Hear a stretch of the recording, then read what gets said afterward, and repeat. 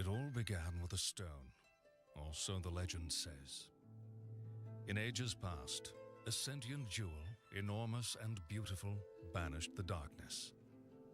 Its many-colored light filled the world with life and brought forth mighty gods. Bathed in that light, the world entered an age of bliss, until after a time, the gods fell into slumber. That world was called Vana'diel.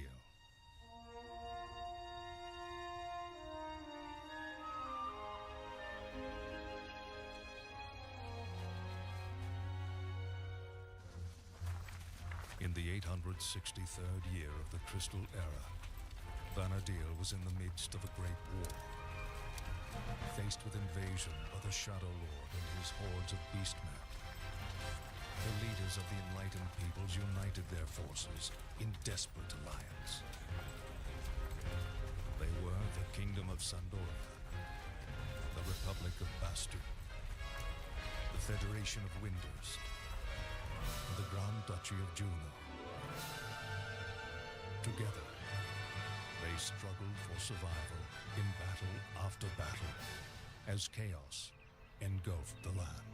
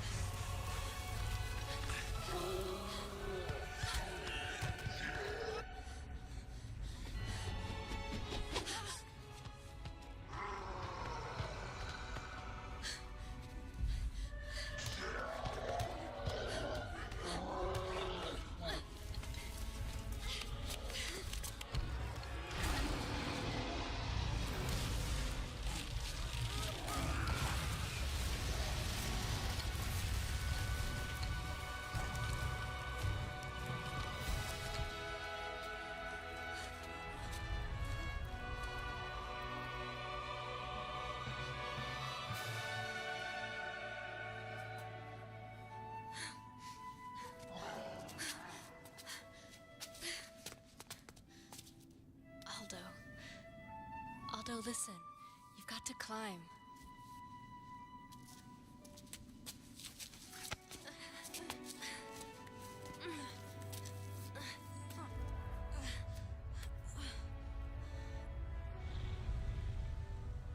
Sis? Can you lower yourself down? I think so.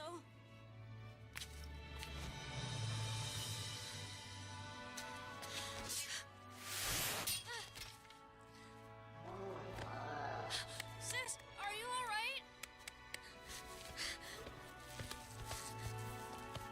Emmeline? Aldo, just run!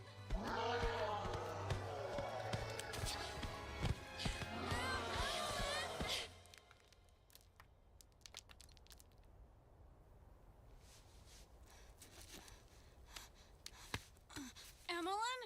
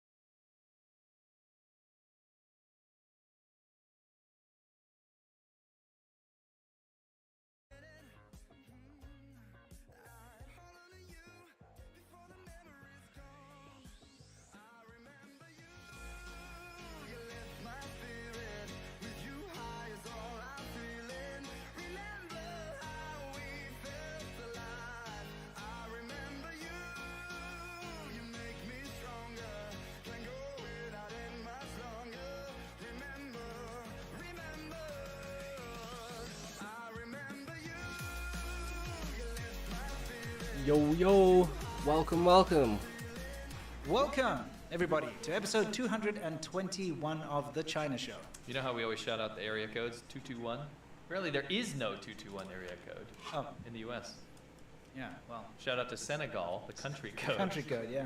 Today we're talking about a lot of crazy things. Let's get one thing out of the way. Okay. A lot of people have been asking me, did Xi Jinping have a stroke? Oh, let me read this super chat from Chris. Hmm. Guys, did Xi Jinping really have a stroke? Unsubstantiated rumors.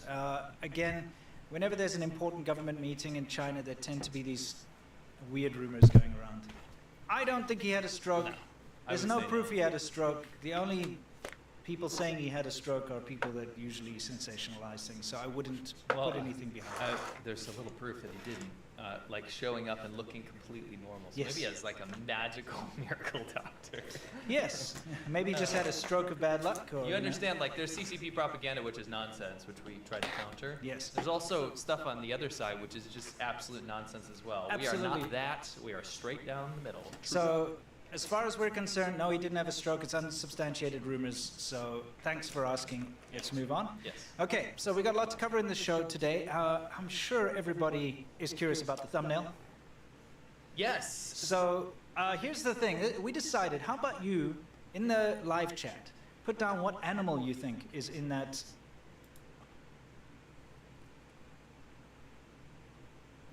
I love that kind of over the topness that's always presented. The oh, Xi Jinping had a frickin' heart attack. Rally everyone together. Fight against heart attacks. That'll be their next campaign. Your strokes.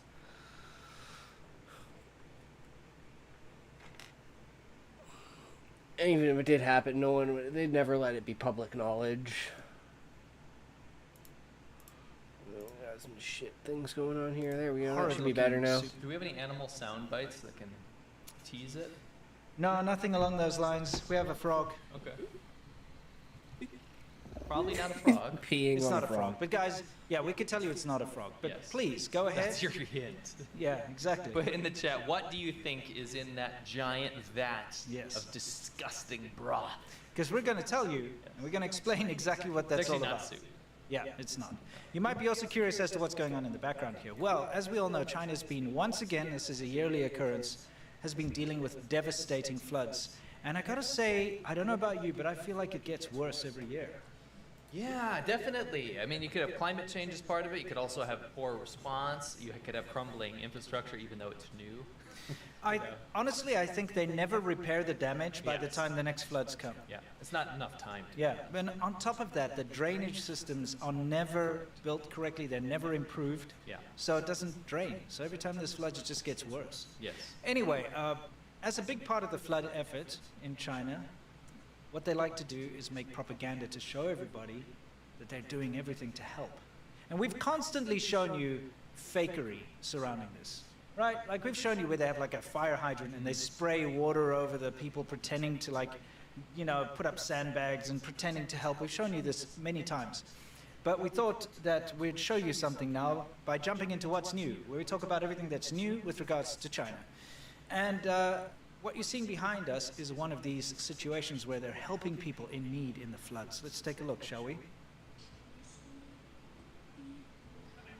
These brave rescue workers. So, before we even continue to play, you have to pay attention. In the background, you can see two cameramen standing there. There are more, and multiple angles, and obviously whoever's filming this as well. But you have multiple camera people taking video and photos of this heroic effort of these rescue workers helping these poor women who are stranded in the flood.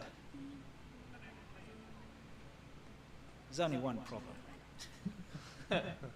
It's about this deep. I love It's the a- dude he just walking walks by past. just casually. Yes. I love how he screws up the shot. Yeah, completely. They're probably like, oh, well, we'll have to film that again. It's actually harder for them to drag this raft across the Because ground. it's so shallow. Yeah, it's grounded. It's on the ground. That's Yeah. the thing. It's not floating. They're just dragging it on the ground. Let's play that again for you guys one more time so you can see. I cropped it so you can see. Wow, look how dramatic this is. Yes, Oh. rescue workers. Oh, Yes, oh. It's like they're inching it along on the ground. It's ridiculous.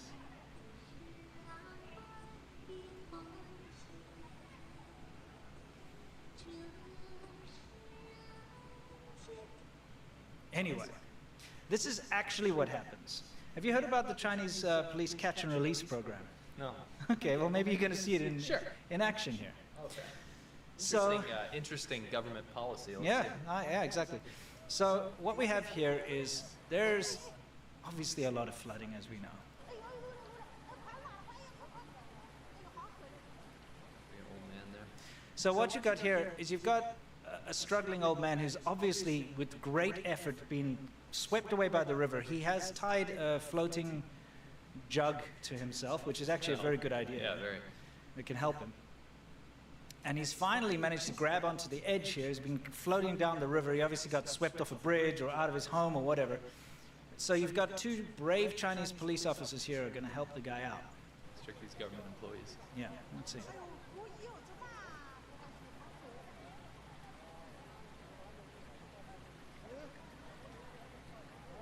One cop's got red underwear on for luck. Yeah, they do that on the birth year usually. For the whole year, you got to wear red underwear. Oh, whoops. I'll pause it for a second. Sure. Really great effort. Amazing. And those- did you see them? They were really, I mean, when they bent down like that, you could really tell they used all of their energy. They literally went. See ya. What the hell? It's the most. What? Off we I go. mean, that's sad. It's because, and I horrible. hope that guy, thankfully he has that flotation device, Yes. otherwise we wouldn't even show this. No. And look, the water is horrible. It's raging all the way down there, but it's fairly slow moving. I think he'll be okay. But it just shows, like, that's the real rescue efforts. Look, there he goes, like I'm At least saying. he's still buoyant, which is He's good. buoyant, and yeah. just Might be able to hoping- grab onto that wall, but the cops are, can you pause it on the cops where they're helping him? They didn't do anything. No. They actually, I told you, catch and release. It's the catch and release program. I'll tell you what, this, the absolute service from the Chinese They ask police him for service, it really will, leave you swept away. You'll You know what I mean? You'll be swept away by their You service. know, let me do a dialogue here. Okay, go for it. Help, help, help. All right, how much you gonna give us if we help you? I don't have any money on me right now. What do you mean you got no money? I don't have anything. I'm stuck here in the flood. I'm gonna die. Help me. Get me out of the water. He's got no money. He's got nothing. Oh well. He's Maybe- like, maybe thanks it's for something nothing, like guys. that. There was no effort. I It's- would be like, yank it. Yeah, know you what I wouldn't mean? let go. You'd No, like, but they're just. I was trained as a lifeguard. You pull people as hard as you can. Yeah. But I'll tell you when they are effective. These Chinese police rescues. If the government cameras are on them. That, and under other circumstances, like you'll see here in a second. Oh no, the water's not moving at all. And there we have a Chinese flag, which I'm quite sure they planted in there in the first place. It's a bit too convenient, right? Yeah, a little inconvenient. So then they're like, well, we'll rescue the flag. We won't rescue the people, by the way. No, they'll. Outlandish. Yeah, the people, we'll just let them, we'll send them back down the river where they came from, you know? But the flag, yes, we can't let It that. shows you the priority in the government as well. Like, this is obviously a propaganda video Yes. that we've just shown. This is definitely not organic. Yes. There's no nationalism in these people's hearts when they're going to do this, right? No. They're doing like a little stunt to put on. This is on state media, by the way. Absolutely. The thing is cropped on the top, but it was on state media. It's to share around, and be like, well, you know, the cops are willing to put their life in danger to go in floodwaters to Yeah. rescue our nation's pride. Yes. You know, the 5-star red flag. Not the people, though. Not the They won't go in the water. They'll like Well- reach down. Like, oh, you had a good grip there? Let's take a look at your grip. Bye. I wonder what's worse. We'll play the next clip. and then we'll Okay, ask. I want to sure. actually postulate this question. Okay. And then look at them. Oh, they fold. This is It's like a side-by-side comparison. Somewhere in the distance, I hear the Chinese national anthem. yeah. Well, that flag, it makes sense. Yeah.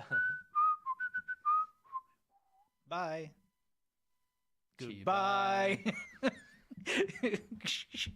Sorry. Oh my gosh. Yeah. I really hope that guy was okay. Me too. Yeah. Seriously though. All thoughts and prayers towards the poor guy. So constantly going down. He's probably still down Still the river. rolling. At least he's cursing. buoyant. He's cursing the police as he goes. Those pieces of shit. Freaking cops. Yeah. You know what? Yeah. What? I want to ask. Yeah. Would it have been just worse if they just stood there and watched him go by, or would it be better? Was it worse for them to like pull on his pinky and be like, see ya? You know, what I think they dislodged him, to be honest. He Yeah. probably would have been able to hold on and maybe even pull himself out if they hadn't interfered. I think what's even more disturbing is how they just stand there and watch him. You know, if they actually had like any slowly. concern, They're not radioing in. Dude, They have radios. they would be running along the river Yeah. next to him at least. Yeah. But oh no, you know, trying to figure it out. They'd be frantic, Keep a but they beat on 'em. don't care. Look at the body language. They just don't care. No. Yeah, it's tragic and it's horrible, and it shows you the Chinese government doesn't care. So anyway, He's probably in India by now. probably, yeah. What's that river they keep cutting off from, like Vietnam or whatever? The Mekong. Yeah, in maybe the Mekong. maybe he's in Vietnam where they'll actually rescue him. They'll actually rescue. They'll him. be like, dude, you need help. Yeah, they'll have a pole or something. You know. Yeah, they're Like yeah. a bunch of those motorcycles will pull over and they'll step through Yeah. shooters and they'll have the pole. Yeah, they'll help him out. They'll He's send, fine you now. know, those like the women that go sell like fruit and stuff Yeah. on the boats. They'll go get him, Yeah, that's true. Mm. And then he'll have to learn Vietnamese, but he'll be better taken care of. and he'll actually want to stay there. Yes. Anyway, we did this thing a while ago, the Anatomy of a Laoban. Yeah, let's run through this. A Okay. Laoban is a Boss. boss. I mean, Laoban means boss. And you know, it's so funny. Yeah. It's so funny. And this is, you guys are gonna have to be nuanced fans to understand this, or at least understand China. But there's, you know how people get like Chinese tattoos because they think they look cool, and this is no hate to anyone that has that stuff. Sure. But there was people that were making like, you know, like Boss Girl or something like that. Yeah. You know, like in English. I guess some people were making shirts that said like Laoban, like, but it was like instead of like Boss Girl, it's like Laoban. But it's not the same connotation No. in Chinese. Like, it's not cool to be a Laoban. Does that make sense? Sure. Like, being a boss is this, right? You're like a pudgy middle-aged dude with Mao hair. You always stand like this, which I've adopted, by the way. Okay. I think I saw it for too long. I've always wondered about that posture, and why it's so. I do it now. I'm Yeah. not joking. I honestly think it's a sign of subservience. I think so. I think it's in my mind, and I could be wildly wrong, but if you think about the structure of how the Chinese government, and I'm talking eons before with the emperors Yeah. and all that, anyone who seems aggressive or non-passive is a target. So if you have your hands behind you, in a way, it's showing that you're not going to do anything. You're just going to maybe, yeah. stand there, and you don't want to be messed with. You're But not, Laobans are the powerful people. I get it, but Yeah. I just thought, because you see, it's not just Laobans. Lots usually of people, Laobans. It's usually old men Yeah. and women walk around like that. That's true. Yeah, maybe. Who knows? That's just I could be completely wrong. Oh, it's a military pose, apparently. That could be a thing, too. You know, like when you're Not like, when they do it.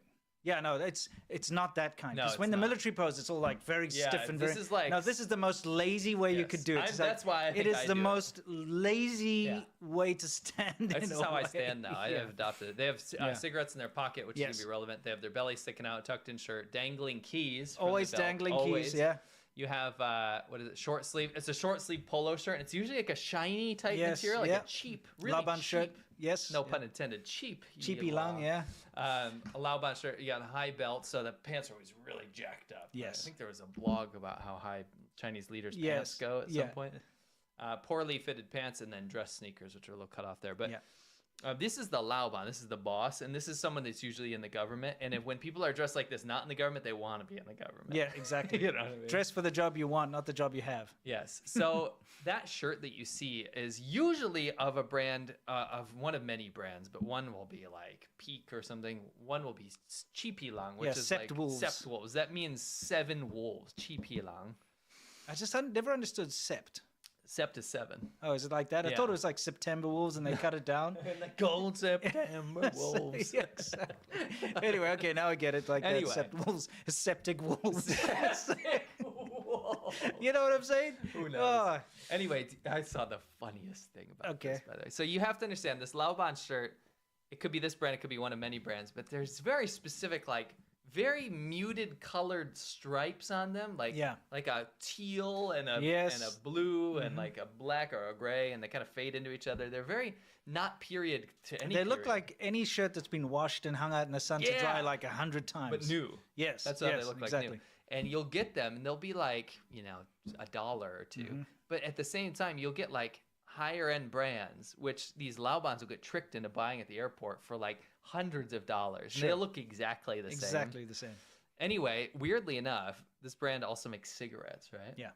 And I always thought when I'm a former smoker, Yes. I thought these were truly horrific, but I also very much part of the Laoban aesthetic. Yes. And it was so funny. I was watching YouTube the other day, and I watch a lot of like geography type channels. And there's like, I don't know this channel. It just came up on my feed, but this channel is called like Wow Mao or something. And they had like geography type videos it looked like, and then they had this one which is a cigarette tier list, which I thought was the most outlandish idea. Okay. And one of them was Chipilang, which is so specific to China. It's not even funny. Like you won't find this. So they basically got their hands on a pack of these. Apparently what you can see. From a back of a Chinese restaurant in Birmingham in England. You know why? Because they smuggle in the cigarettes. do. And I remember even in South Africa, my Taiwanese friends, like one of the scummy uncles was doing that. He was getting Chipilang and he was getting Shuangxi and he was getting all of those cheaper Chinese ones, cigarettes because, you know, in the West, cigarettes are taxed crazily. So that's why you have to pay whatever it is, like £30 for a cigarette box or whatever it is in England. But it's always very expensive.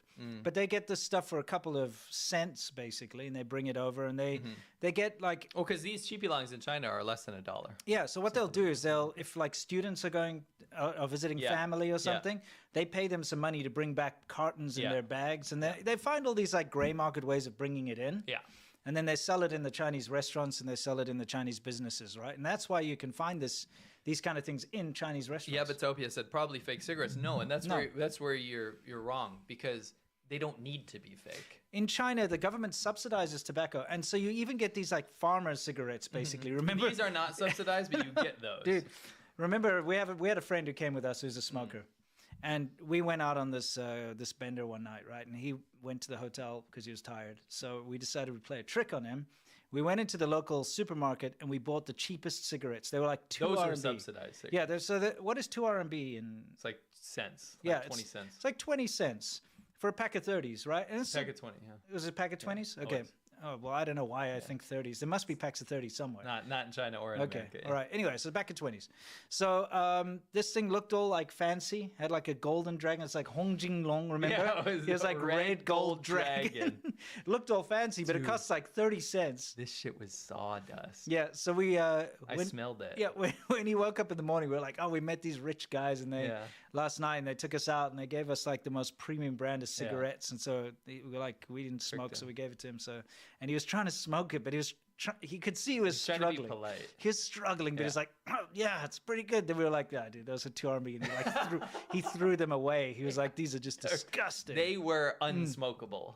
And that's true. Yeah. You do get, because the tobacco industry in China, that's why it's subsidized. Everybody smokes. A huge percentage of the population of males smoke. More than... It's like, before 8 months ago, I used to do poppers, which are basically tobacco and weed. And man, sometimes when you're getting to the bottom of a pouch of tobacco, that shit is fucking nasty. So I could totally understand seeing like this fucking horrible ass fucking cigarettes from this terrible tobacco, because holy shit, I have fucking died smoking some raw fucking tobacco. I don't do that shit no more. That shit fucking kills you, man. It is fucking insane. It's goddamn expensive too, especially now that weed's legal, at least here in Canada. But anyways, back to the show. Half. Yeah, more than half. And in a certain generation, I'd say at least like 80 to 90%. Oh, yeah. If you want to break this down demographically, like most older men. Yeah, so people that are in their 50s and above, I'd say right now, pretty much all smoke in China. Yes. So anyway, This is one of the favorite brands that Yeah, you see everywhere. this is not subsidized. These No. are, but these are your like cheaper, non-subsidized. It's kind of like what, Benson and Hedges? Or No, it's something? way worse. It's worse than that. Oh, What would you? Benson Hedges is good. What is that car? What that like wagon wheel or something? I think in South Africa we got a thing called wagon wheel, Oh, which I is don't like know the, what that is. that's the scum cigarette for Oh, only okay. scum people. So what would be an American scum cigarette? Here, probably Winston. Okay, yes, exactly. Taste America, light of Winston. That's what the ad used to be. Just It's please way. By the don't way, set me on fire. way though. worse than Winston though. Okay, yeah. Yeah, just the anyway. equivalent price. So you say this podcast they got a hold of a. This a channel, pack. they got a Okay. hold of a peck in a Birmingham Chinese restaurant. Okay, I'd like to see their response. Yeah, it was pretty funny. A slight dung taste, maybe. Excrement Oh taste. no! I So see in the, what you in the mean. aftertaste. Oh no! This is shit. Okay. Well, That was a lot of build up. No, because we talked about cigarette culture. Yeah, okay, sure. I want to say in the beginning of the cigarette tier list that they did, which was wildly funny. Yeah. They started with Zhonghua, which Yes. is China's like best cigarette. Sure. Other Man, that just reminds me of if you're old enough, Austin Powers. This coffee is shit. Austin, that's shit. Oh, okay then. Keeps drinking.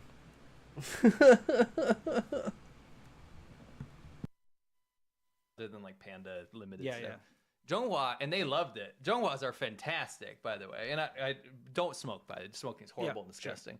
But if you're gonna smoke Chinese cigarettes, Zhonghua is the way to go. Yeah. They're great. Gotcha. You gotta look out for fakes. Oh, big time. Lots of fakes. Anyway, go ahead. Okay, so now we're going to talk about a different kind of smoking, which is a more tragic kind of smoking, and that's when an entire shopping mall catches on fire in China. Yes. Now, YouTube, can you chill the f out?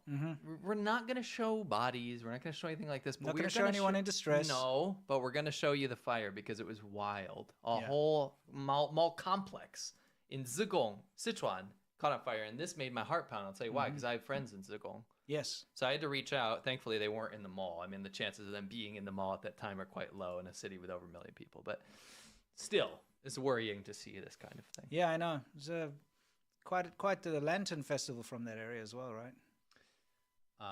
Yes. That's right. Anyway. Yeah, this is it's ridiculous. You know, these kind of tragedies, they happen all over, but they do happen in China very often because of very relaxed safety standards and lack of firefighting equipment and training of firefighters. Yeah. We've covered this before with the fake fire hydrants and things like that. But I mean, look at that entire building engulfed in smoke. Now, there's a thing that you've been probably seeing a lot lately, and that is, you know, all these foreigners going and doing propaganda, travel propaganda in China. Look at these malls. Look at how amazing everything is. That's because everything's built fast. It's built flashy. It's built quickly, but it's not built safely. No. And they don't show this kind of thing. I'm pretty sure if we had a mall catch on fire somewhere in the UK or in the United States or anything, it would be quite the big international news, wouldn't it? Yeah, for sure. For sure. Um, Yeah. It's been a weird spate of disasters in China recently. Yes.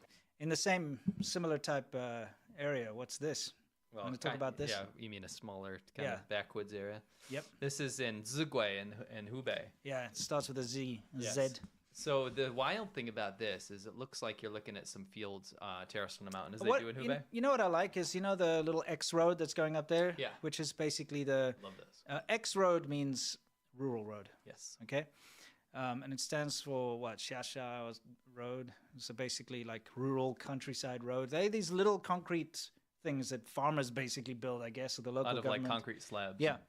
And they're awesome to ride motorcycles on. They are. And you can see how nice it winds up, that mountain. But I'll tell you what. It winds down pretty quick too. Yeah. Watch the side of a mountain disappear. Absolutely wild. And I'll tell you why it's even more wild than you're anticipating in a second. I'll show you on that. I wouldn't want to be on that. Look at this. The whole thing moves down. The whole mountain. Yeah, the whole side of the mountain just disappears already. Isn't that nuts? Yeah. 里头还有一个几个人呢。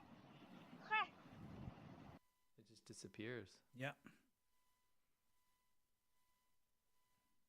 So you know what's crazy about this?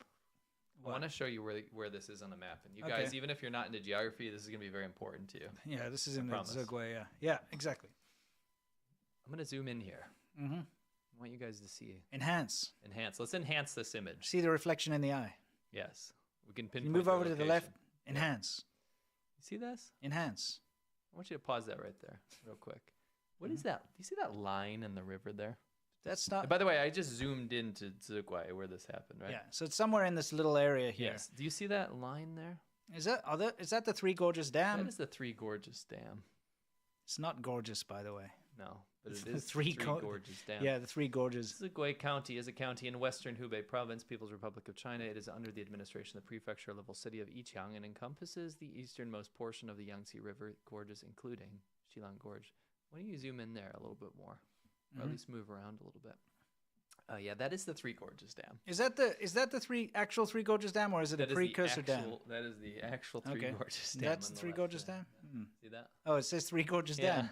It actually is the Three Gorges Dam. Yeah, that's where that just Oh, happened. and you know what? I see the Three Gorges scenic spot where we've had a bunch of shills go and take propaganda pictures last time there was a flood thing, remember? Yeah, and they said it was totally fine. Yeah, they're like, oh, look how amazing this is. What a pity they weren't standing on that. Never mind. Don't say I didn't that. say It's a joke. I didn't say it. So you I were didn't joking say anyway. it. Pity they weren't standing nearby to get better footage. To get better footage. Yes. Then they have to put it out and tell the truth. Yes, exactly. Exactly. Yeah. That's what we meant. That's Yeah, for exactly. sure. That's exactly what I meant. Yeah. Put a pork in. Yeah, certainly will. Okay. Anyway, look, that's terrifying. By the way, for anyone who knows about the Three Gorges Dam, it is China's biggest. What would you even call it? Like It's the biggest dam project. in the world. Yeah, it's their biggest pride. Yeah. The Chinese government. And in order to do it, they destroyed so much nature and so many people's lives because so many villages and towns and things were flooded because of this. 1.3 million people were literally displaced Yes. immediately after during construction of this. It put entire ancient villages and towns and cities underwater. Millions of people worth, right? Yeah. But I'll do you one even better. This horrible thing that could possibly happen if this kind of stuff keeps happening, these floods and these cracks and all this stuff that you hear about with the Three Gorges Dam all the time. Yeah. And again, I'm a big skeptic on the whole like, oh, it's gonna collapse. yeah. But if it did, and if this kind of perpetual rainfall and perpetual landslides keeps affecting the integrity of this area, Yeah. 300. Let me pull up the stat. Over 300 million, almost 400 million people live in the watershed of the Three Gorges Dam. 400 million people, the population of the United States of America, the whole country. Yeah. I mean, that's like a quarter of the population of China. Yeah. Right? Is affected by this. If this were to go, Yeah.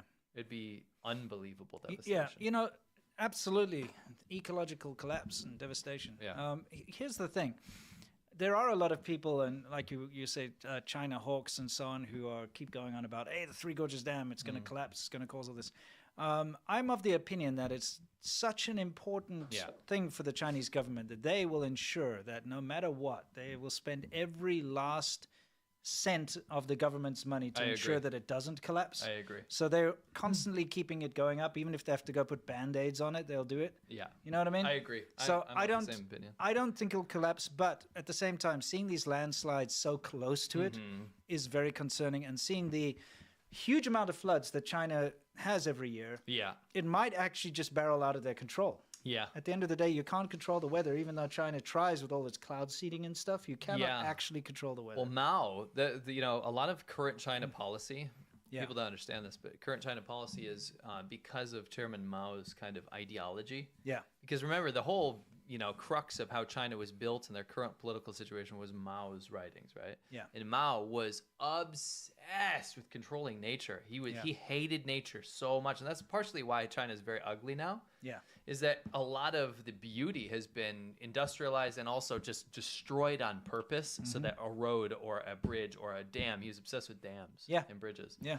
These things were built haphazardly everywhere just to control nature. He was so obsessed with it. His favorite adage was, this villager has to walk around a mountain, takes him hours, right, every day. But he spends the rest of his life destroying the mountain so that he can have a direct path to where he needs to go. Even though it took him his whole life, it was worth it. Sure. Shimao. Yeah, I remember that. Which is crazy to think about, but that's a lot of how China operates. And I think it's for people that want to understand China, you have to look kind of at how China's constitution, all this stuff was written. Yeah. And it's under his kind of guidance, and it's really bad ideas. Maybe just move closer to wherever you're walking to every day. Just build a house there. But no. No. Anyway, let's move on from this. It's we'll keep an eye on this. But what is this word salad that you've got going on in the background? I think I found the worst song of all time. Okay. But the reason I want to point out, do you remember the Three Gorges Dam?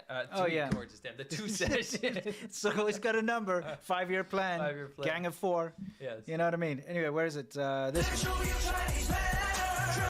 You know how he just like says random shit the whole time? Yeah. It's just like weekend car ride around the pool and satisfied Popeye and necrophilysis or whatever. Yes, exactly. I thought it was funny because I came across this absolutely horrible Hong Kong song from '97. It's like this techno song. Okay. Very famous.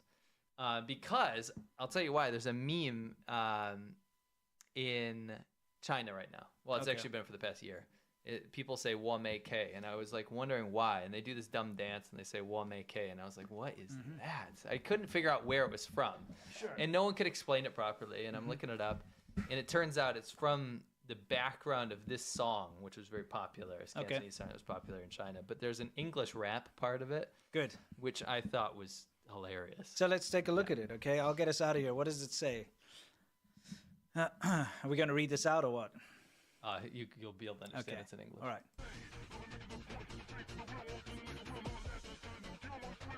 What are you talking about? Like, no one's going to understand that. That's going too fast to even read. Never mind. All right, let's read it. Let's read the lyrics. Okay. We got to read these lyrics. Okay, so hang on. Let's say, gonna make my point.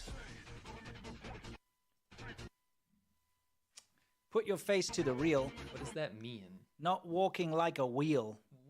What? Yeah, not walking like a wheel. What? Not let the time like a wheel? No, not let the time to kill my freedom. Oh, okay. Do wheels walk? No. No. To still, I want to make it. For real. Can't peel off. What is P-E-A-L? That's the wrong kind of peel. That's like a bell, the peel of a bell, rather than peel, like, peel your... Because can't peel my... Can't peel off, like when you peel a orange or something, right? Yes. Can't peel off my words, my style. Cooler than chill, nothing to see. With my skills still, I want to make a deal. I thought that was kind of like anthropological in nature. Like we can kind of see where this word salad came, because this is 30 years old now. Sure. And looking back that far, like they were just making word salad raps in Hong Kong. Maybe that inspired these. That's probably what inspired the Chinese manners that's what guy. I thought. 2 sessions rap, yeah. Okay, so we're still on the whole mall safety, problem in China, because we had another mall where the ceiling collapsed on everyone. Oh. Yeah. Now, according to the official report that it says there, no one died, but 6 people were severely injured and carried away.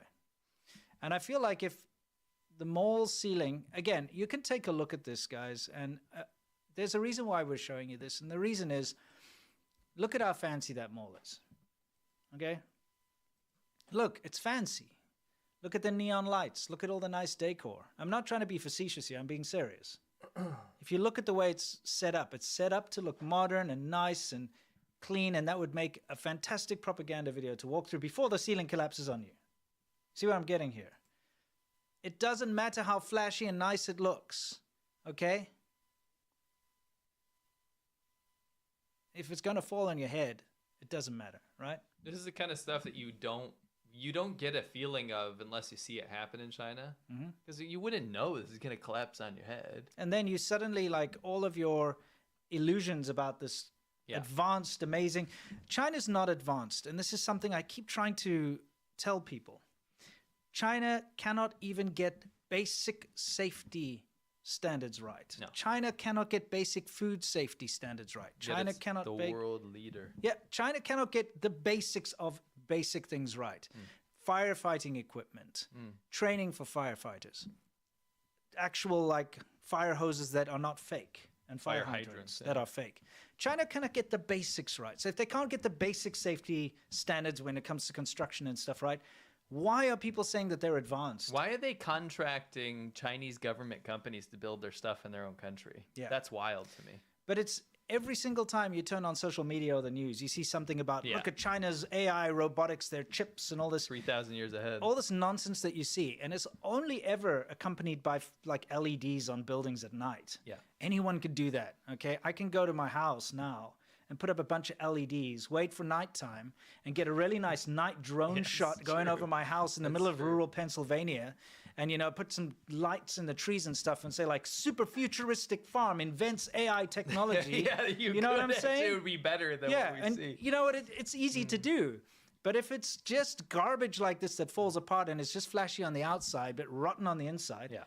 there's no point. So just remember when people try to tell you China's advanced, ask them why all the very basic things like food safety aren't taken care Why of. can't you drink the water? Yeah, why can't you drink the water? 90% of the water Why in is China that? is contaminated. Why does the whole country flood every time it rains? Yeah, exactly. Why? Why Can't are make there it so many drain, floods? 'cause Yeah. there's no drains. We've had some massive rains around here recently. And Yeah. the interesting thing, I got to say, because I'm still getting used to the whole America thing, is Yeah. I drove through a rainstorm not that long ago. Yeah. And it was the most ridiculous rainstorm I've ever driven through in my life. Okay. I couldn't see, It's quick, but like, it was, yeah, couldn't see a few meters ahead of me, right? Yeah. But anyway, massive rainstorm. And the next morning, it didn't look like there was any rain. Everything was dry. Everything was good. Nothing, no falling over trees or buildings or anything and signs on the road or anything. Just as it was, because the drainage works. You know what I mean? Yeah. Anyway, So- it's a shame that the Price is Right set had to suffer so much damage. Yeah, Come on down. exactly. But But I mean- you know what they said when he said "come on down"? They meant the ceiling. fell Like, down. ceiling, Ah, come on down. crap. Crap. He said raise the roof. I didn't mean to say come on down. Exactly. Yeah. Anyway, the fact of the matter is, you're sitting there having your milk tea or whatever in this fancy mall, and the ceiling falls down and clubbers you on the head, or your friend, or your. I mean, an I want Lo Yuan. Yes, exactly. It's I love playing garden, Yeah. which is even worse because that's probably for kids. Yeah, it That's is. probably a That little is for kids children. playing place over there. You imagine you taking your kid to the mall. It's like, oh, we're going to go to the play place, and they're like, yay, and they go, and then the ceiling collapses on their head. You're like, Yeah. great job, China's safety standards. Yes. All right, before we continue, because you obviously still need to see what was in that horrible soup. I hope people have We got a lot cast of, yeah. their ideas and their- aspersions. Yes. Yes. We're going to have a quick word. So, what are we going to say? Fueling my body with whole foods is important, but every diet has its nutrient gaps, including mine. That's why I always start my day with AG1. It ensures that I'm filling my nutritional gaps, supporting my whole body health, and I'm starting my day off right. We absolutely love AG1. It's the quickest thing you can do, the healthiest thing you can do in under, 30 seconds to Yeah. put some powder in a cup, ding, ding, ding, ding, drink it down. It's delicious. It's really good for you and absolutely fills all of those gaps that you have in your diet, especially if you're like us. Yeah. When you're not 100% on top of things and you don't want to take handfuls of You vitamins know all when the you time. say not 100% on top of things, if there's a negative value that can attach to being on top of things, I would give it a negative value. So to have this as a backup is so important to me because it's obviously my own fault, but life gets in front of me and ahead of me, and I do live a fairly unhealthy lifestyle, and this really brings me back up to a decent level. For sure. I know my body, and if my gut isn't functioning optimally, it'll be more challenging to absorb nutrients from my healthy diet. With AG1, I'm prioritizing gut support. In a recent research study, AG1 doubled the amount of healthy bacteria in the gut, including 2 species known for supporting gut and whole body health. If there's one product I trust to support my whole body health, it's AG1, and that's why we've partnered with them for so long. It's easy and satisfying to start your journey with AG1.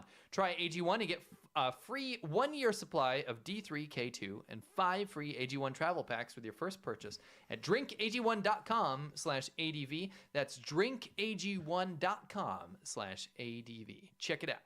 Excellent. So now I guess we're going to be moving on to our next segment of the show, which is, of course, Soft Power Hour. And that's where we talk about everything in China, specifically the way they try to change your minds and the things they try to get away with all the time. Yes, and today's Soft Power Hour is going to be a little bit of a combo because there are some things I needed to translate to really bring some things into perspective to you. So it's kind of behind the Great Firewall as well. Yeah, so within the Soft Power Hour segment, we're throwing in Beyond the Great Firewall today, Yes. which is what's going on behind China's firewall that they usually shield from the rest of the world.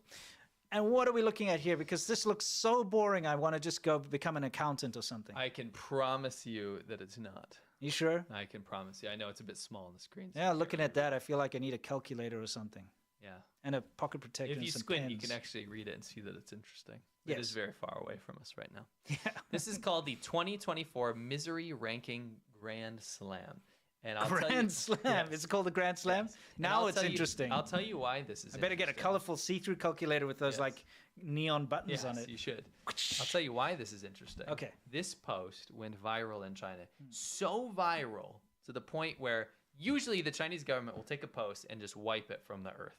They have the ability to go like this. It's like a modern day police state. They can literally just Like that woman in the chain woman. Yes. Try find Gone. her online. Impossible. gone. You want to right? find out what happened to her? You can't. You can't because they wiped it out. Yeah. Even after all this like crap that was going on with everyone trying to figure it out, right? Yep, Independent done. journalists there. It's gone Yep. off the Chinese internet, right? Yep. This post went so viral so quickly Mm-hmm. that not only could they not remove it in time, it went so viral that it spurred a massive discussion in China that has freaked the F out of the government Yeah. to unprecedented levels. Do you remember, explain lie flat to everyone.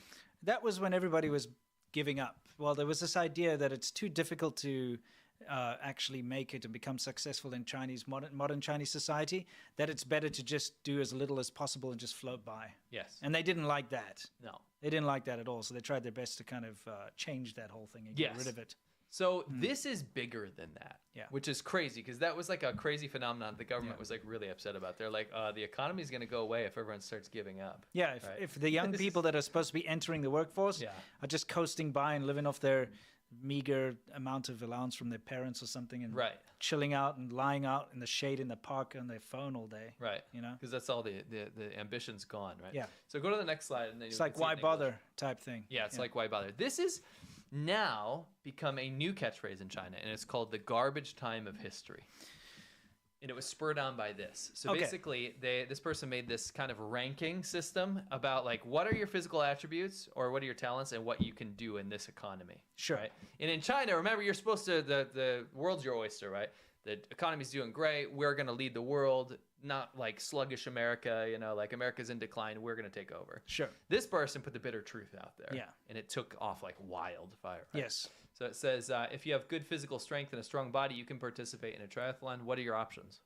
You can become a takeaway, express delivery driver, or a DD, which is like a Uber driver. Yeah. So if you lose your job, which a lot of people, employment's through the roof in So China this is right now. so this is if you lose your traditional job, what can you do? Because unemployment's so crazy Yeah. right now. Yeah. If you get old and you can still move, participate in 3 lucky treasures. What are those? Security, cleaning, or a nanny. So security is like a baoan, and you see Yes. this a lot. It's probably it's the opposite of what you would think if you say security. Yes. You know, when you go somewhere here, you go somewhere and there's like security guards. They're usually, well, here in America, they're either really jacked up, and they wear those like vest security, and they're like mean looking, and they really take their job seriously, or they're just massively fat.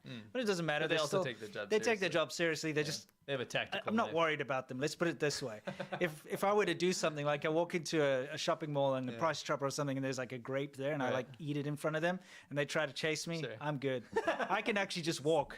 I can just walk.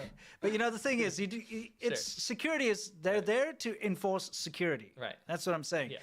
But in China, the security guards are usually these old men that wander around with their hands behind their back, and it's more just a presence that they're there. Yeah. They can't do anything, No. and they never do. No. You can steal or break, you can smash a window, and they'll be like, don't do that. Yes. That's it. Another thing I'd like to add on about these jobs so far is you're making like a couple $100 a month. Yes, right? very It's little, bad, very right? little. So cleaning sucks. That's those like street sweepers and Oh stuff. yeah, I mean they're right? making nothing, right? Security is the old guys meandering around or sitting in a little booth somewhere just Yeah. to be there. And the nanny is to look after kids, obviously. If you're unwilling to work hard and take part in the entrepreneurship trilogy. Okay, so what is that? Setting up stalls, opening stores, and self-media. So these basically these live stream people that have to sell like grapes or something on the Yeah, side of yeah, the yeah. road, right? And that's Or- also people look down on that. Yeah, self-media. So what are you talking about, like streaming and Yeah, stuff? yeah. Yeah, so that type of thing. If you pursue quality of life, join the pseudo middle class trilogy. This really hurt the CCP. This one. Coffee, milk tea, and baking. So you can if you have enough money to start a shop, you set up a coffee shop, a milk tea shop, and baking. This is facetious, by Yeah. the way, because these all go under because they're like Every single everywhere. time. Yeah, a pseudo middle class trilogy. I like that. Anyway, it Yes, yeah. goes on and on. But go to the next slide. Okay. They actually ranked the Grand Slam. The CCP freaking hates this post because this is reality for Yeah. people now. So unemployment is a Is a one one star. star happiness rating, right? Yeah. Unemployment plus mortgage loan is 2 stars, That's if you're unemployed and you have a mortgage. which has happened a A lot. lot. You know all these shills that keep going on about like China. In China, they have 90% home ownership or something.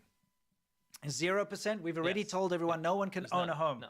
Only the government can own land and property. Yes. You can lease it for 70 years, not even your entire lifespan. It in can be most taken away cases. from you whenever. Depends by the on way. if you're like a crazy person or not. Because Yeah. 70 might be more than your lifespan. But I'm just saying, for most people that live a normal life, you would not keep it for your whole life. No. Okay. So, on top of that, home ownership just means someone's gotten a loan to get something. Doesn't mean they actually own it. No. So they're paying it off, right? So part of Chinese culture is to own property, not only for the marriage thing, but also that's the only way to really invest. Yeah. So a lot of people own stuff like, well, they own a lease. They're tied into a lease, but they still have to pay it off. So if you get unemployed and you have to pay it off, now you're in a 2-star misery. Then you got 3-star, which is unemployment plus mortgage plus debt. You know that mortgage is debt, by the way? It is. So what is like that's additional debt. Like I guess if you owe money to somebody banks. else, shadow banks or gambling or the money that you borrowed to actually put your deposit A down lot of for your people have mortgage. like a little shop somewhere else and they Yeah. pay that off. Yeah. What else you got? Unemployment plus mortgage plus debt plus raising children. Now we're looking at a 4-star. 4-star general. Yeah, exactly. Next, unemployment plus mortgage plus debt plus raising children plus stock trading.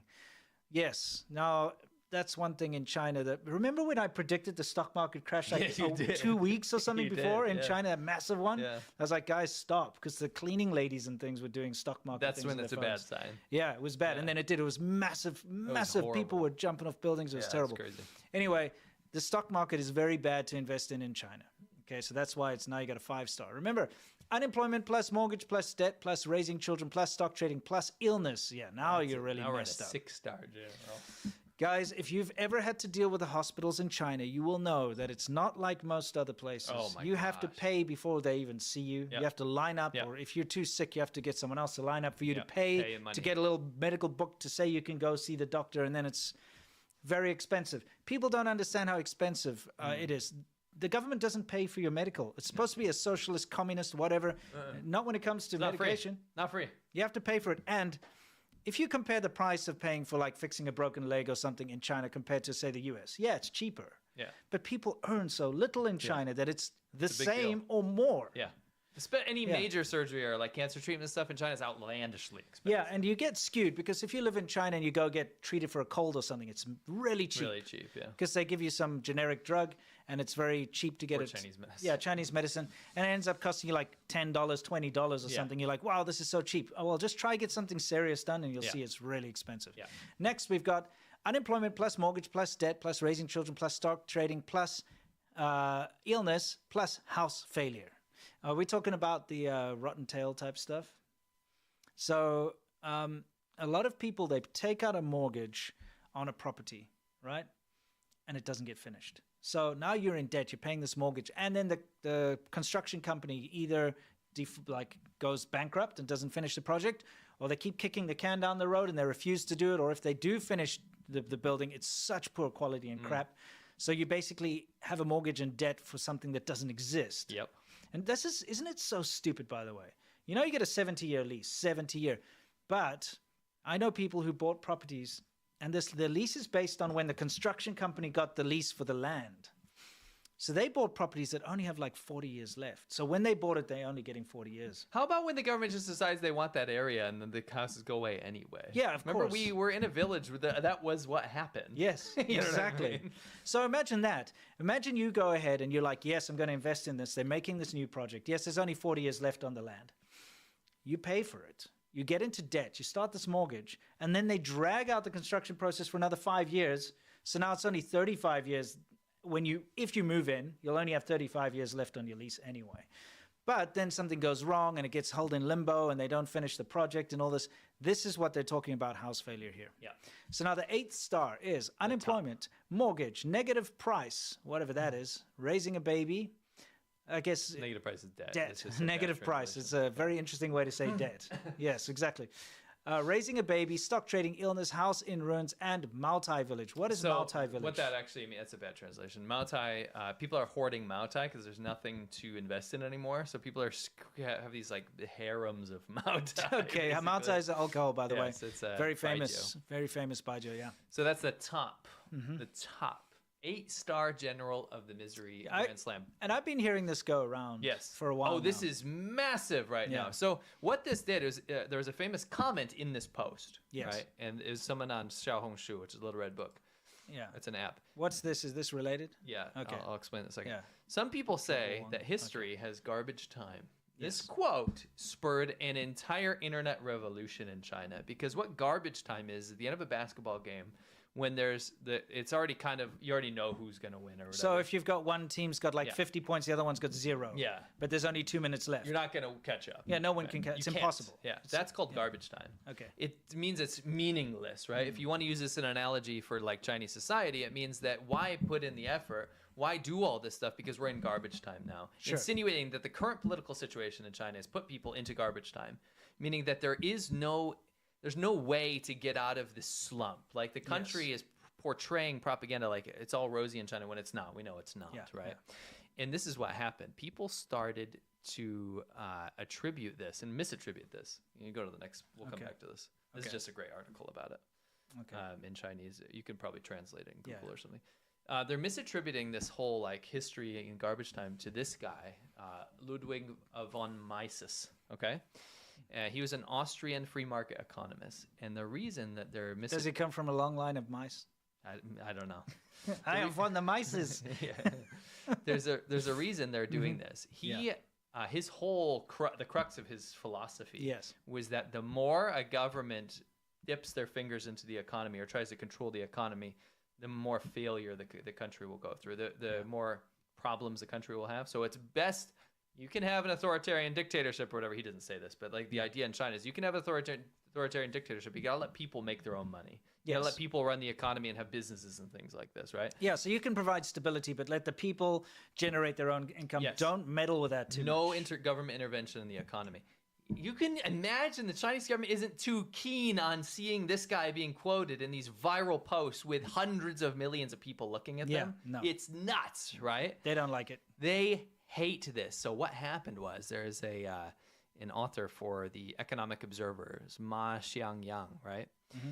And I guess in an article, he kind of interpreted this as a reference to the current era, but he used the Ming Dynasty as like the way to like portray what they were talking about. Mm-hmm. It says that as far as the Chinese history is concerned, the Ming Dynasty opened by Zhu Yanzhang is a typical historical garbage time.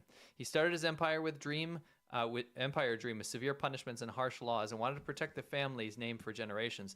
Objectively, it only extended the length and depth of the period of darkness. So you understand it's an analogy for currently what's happening, and now the government's losing their freaking mind. Yeah, they don't want to be compared to the Ming Dynasty. No. Because this whole lying flat thing, they kind of left that behind them, right? It's still a thing in China. Sure. But this is now really taken off. You go to the next slide here. Sure. This has become a huge thorn in the CCP's side because this kind of means that there's inevitable failure at the end of the road here. Yes, that means that there's a road plan for failure. Yes. When the whole thing about the Chinese government is that we're the only country that's doing things right. We're so successful. They drank their own Kool-Aid for so long now. Yeah. We're so successful that the rest of the world can crumble, but we will be on the right path.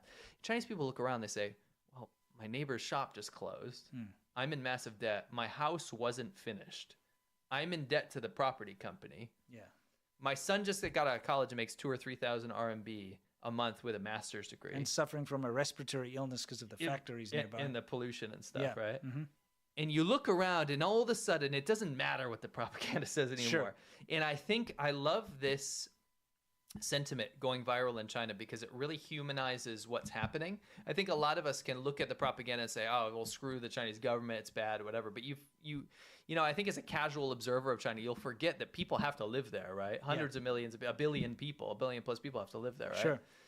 And they are not stupid. They don't walk around looking around saying like everything is freaking awesome, right? Yeah, but what they do is they compartmentalize. Yes. So when you hear somebody complain about like, oh, you know, I got sick and I lost my job and this and that, they're like, well, that sucks for you, but at least it doesn't happen to me. Yes. And the government keeps telling me that everything's great. So you're just unfortunate. Yes. You just happen to come across some unfortunate times. Right. But you see it happen more and more and more. Yes. You still ignore it, but then it happens to you, and then you're like, wait. And that's what's happening. It's happening to you now. And that's say when you, people take it seriously. That's the unfortunate thing about Chinese society is that people live in their own little bubbles, their own little support communities, their little like their design. family. It's by design. Yeah, the Chinese government wants it that way, so that people, when they see this tragedy around them, they just like, oh, that's someone else's problem, not mine, and they don't attribute it to the government. But when it happens to them, then all of a sudden they realize, holy crap.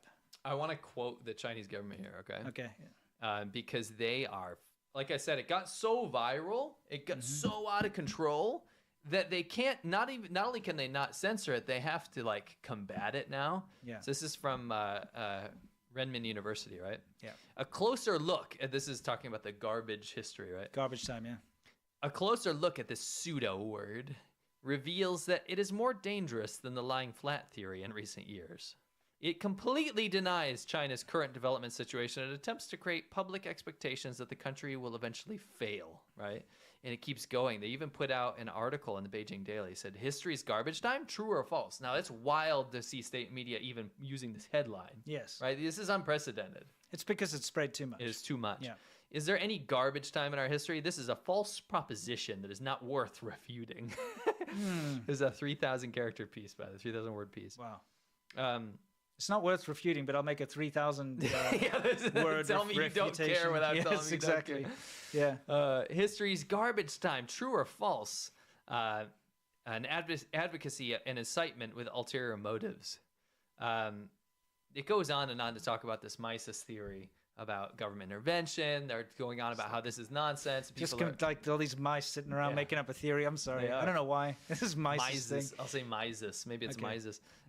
This theory that the government shouldn't intervene in the economy because the whole part and parcel of how the Chinese government operates right now is we will control the economy to make it good for you as a normal person. And people wake up and they go, my life sucks. This is really bad. I have no incentive to move forward because the economy is doing poorly. Yeah. So this is one thing to watch if you're like a China watcher or whatever. This is one thing that really, if you look into it, on the surface it's like, oh, a viral internet post, but deep down, this is where the real deep-seated resentment and hatred of what's happening in China is happening with the average person. Exactly. It actually spreads to this because this whole viral post thing is ultimately tied to this big food scandal that's been happening. Because in the comments of that post, people started to bring up this, and it's another thing the government's really pissed off about. This has been an open secret for a long time, but it finally got the spotlight. And what's been happening is these tanker trucks have been basically transporting petroleum products and things in these tankers, right?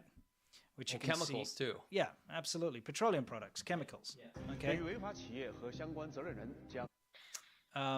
But turns out that they've been going and dropping off this like very harmful chemicals and petrol products, and they've been draining out the stuff and then filling it up with cooking oil without cleaning it, and then transporting the cooking oil back to be, you know, whatever, packaged or sold to the public and to be used in restaurants and stuff. So yeah, some Chinese journalists figured this out. yeah, and they interviewed the truck drivers and stuff, and they're like, well, we only make a couple hundred RMB for every delivery, and it's expensive, and we don't have time to clean them out, and everybody knows about it. Everybody in the industry knows about it. Yeah. So again, this idea of China being advanced, if they cannot even get basic food safety right, they're not advanced. Right? It's that simple. Yes. You know, it's like saying he's a brilliant mathematician, but he doesn't know how to say what the 2 + 2 is. Yes. If you don't know the basics, if you can't do the basics, everything else that's built on top of that is just lies Absolutely. and BS. Absolutely. I think it's a great analogy, right? Anyway, people are going crazy about this. This is food scandals. It reminds me of the baby formula thing where people just went nuts. If you play this, they actually had to put this out. They on had to because, CCTV. you know, people started to get really riled up about this. So let's see what he says. Illegal enterprises and the relevant responsible person will be severely punished in accordance with the law and will not be tolerated. So what will happen? I'll paraphrase here. Yeah. What will happen is no one relevant will be punished. No. The people that are connected will get out of this scot-free. They'll probably have a get some fall truck guy. driver or Yeah. something, be like, he's the one. He's the one, not the guy that organized this and didn't let the truck driver clean Yes. it. Yeah. And that's what will happen. And I like how they say it will not be tolerated, but it has been tolerated for Yes. years. Oh yeah, actually there's a clip in here that says that. Okay, all right, let's take a look. 违法企业和相关责任人将依法严惩，绝不姑息。 So people are dumping their oil out everywhere. I mean, I would too. Yeah. But you know what? They're being putting it in the car. That's not a good idea. If you dump your oil in the drain, the IE downstairs is going to be real happy with the The gutter oil people, the gutter oil industry must be booming right now. Gutter Everyone- oil's probably safer because at least they filter it. No, I'm saying the gutter oil people are going to be taking this Yeah, petrol exactly. oil. Yeah. They're like, Right? yeah, Free gutter oil, dude. don't do what that. Don't do this. No, but it's going viral in China as a joke, right? Yeah.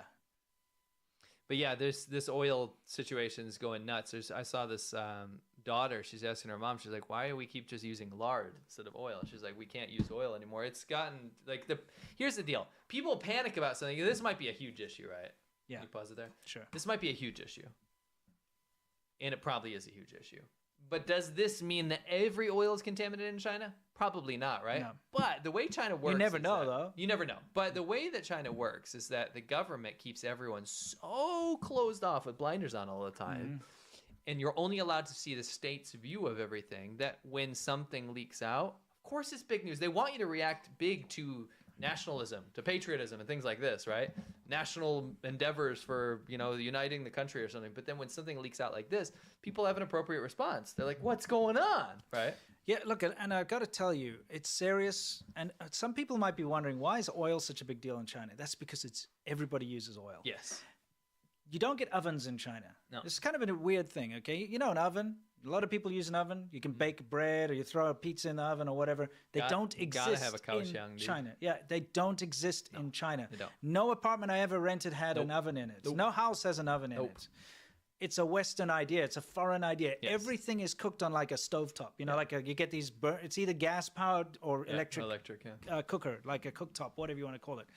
And everything's fried. You either steam things in China or you fry things in China. It's Yes. pretty much it. Stuff baked in an oven is considered unhealthy because it's shanghua. It makes your qi too hot. Yeah, so that's why everybody freaks out when it comes to oil. That's why there's this whole industry for gutter oil, is because oil is something that people cannot do without. Yes. Think about it. If you go to the shops, what are the staples you get in the West? It's normally bread and milk and eggs, right?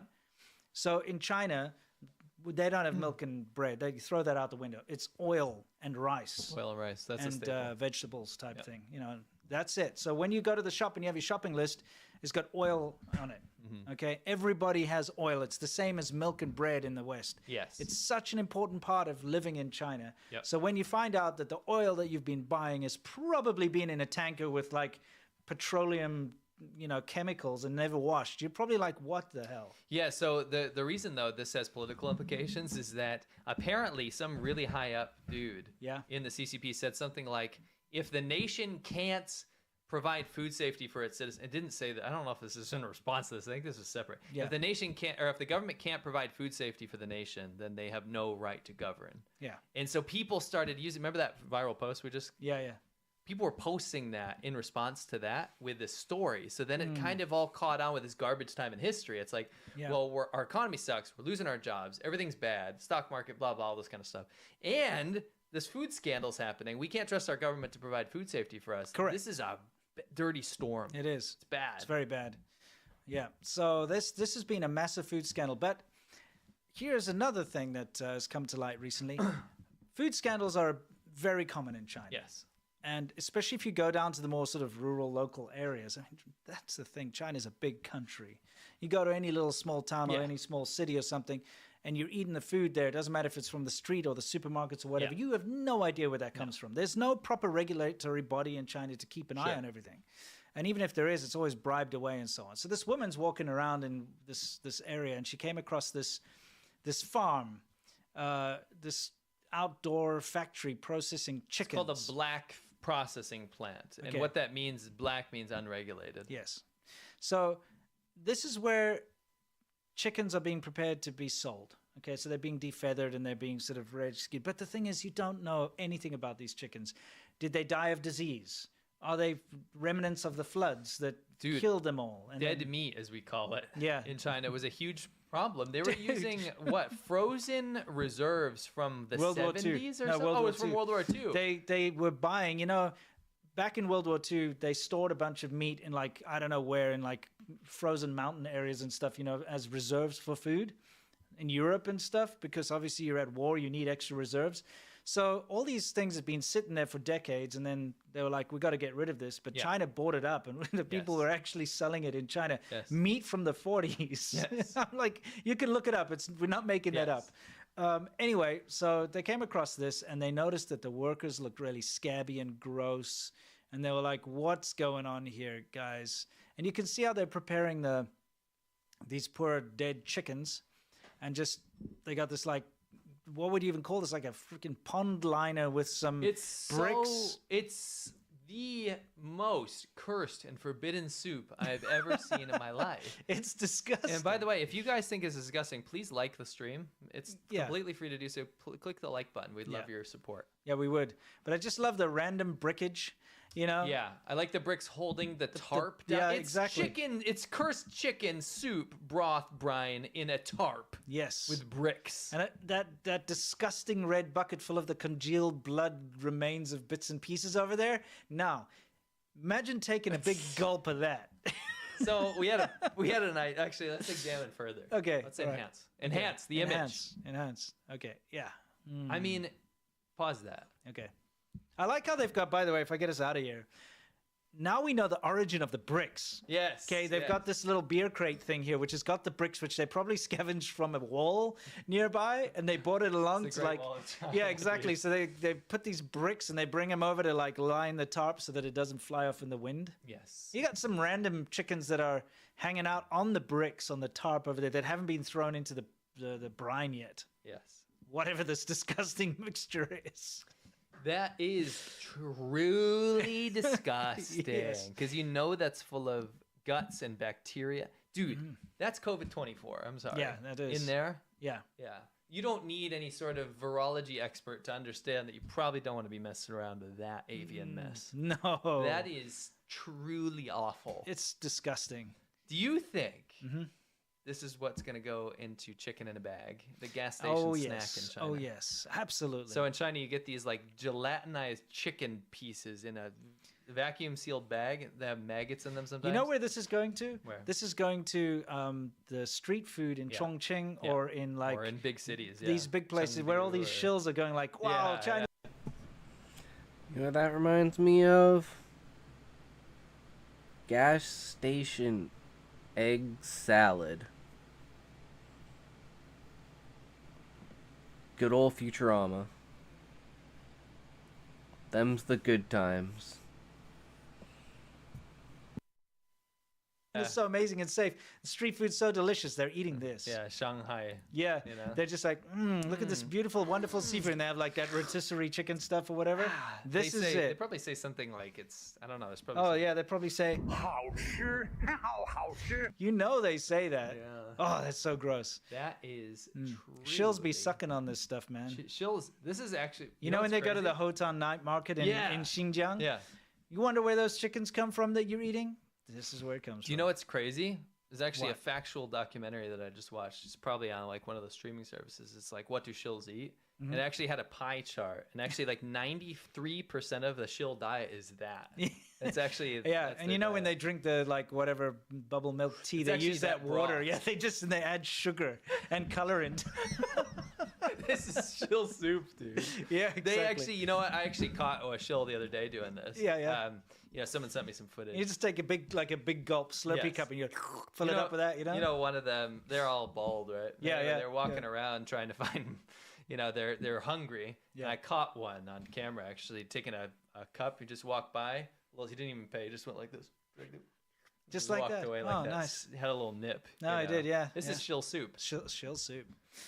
Oof. I did have a question for everyone. I wanted to answer a few times. I guess that's a wok. Is that a wok? Yes, That they've got a wok on a handle to like, you know, they throw them in that disgusting gelatinous. Or take them out. Yeah, what I'm saying is like, if you look, I'm gonna go It's back. the color that's truly I disgusting. gotta go back just to here because It's that pink hue. yeah.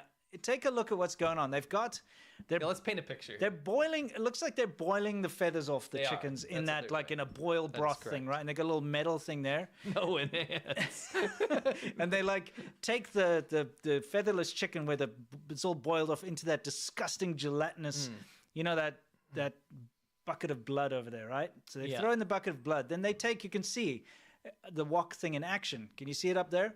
It's actually not a wok, it's a net. It's like something that looks like a colander or something, you know what I mean? A strainer on a pole, right? On a broom handle. And then what they do is they take that and they fish the chicken carcasses out of that bloody, disgusting... Get us out of here, Winston.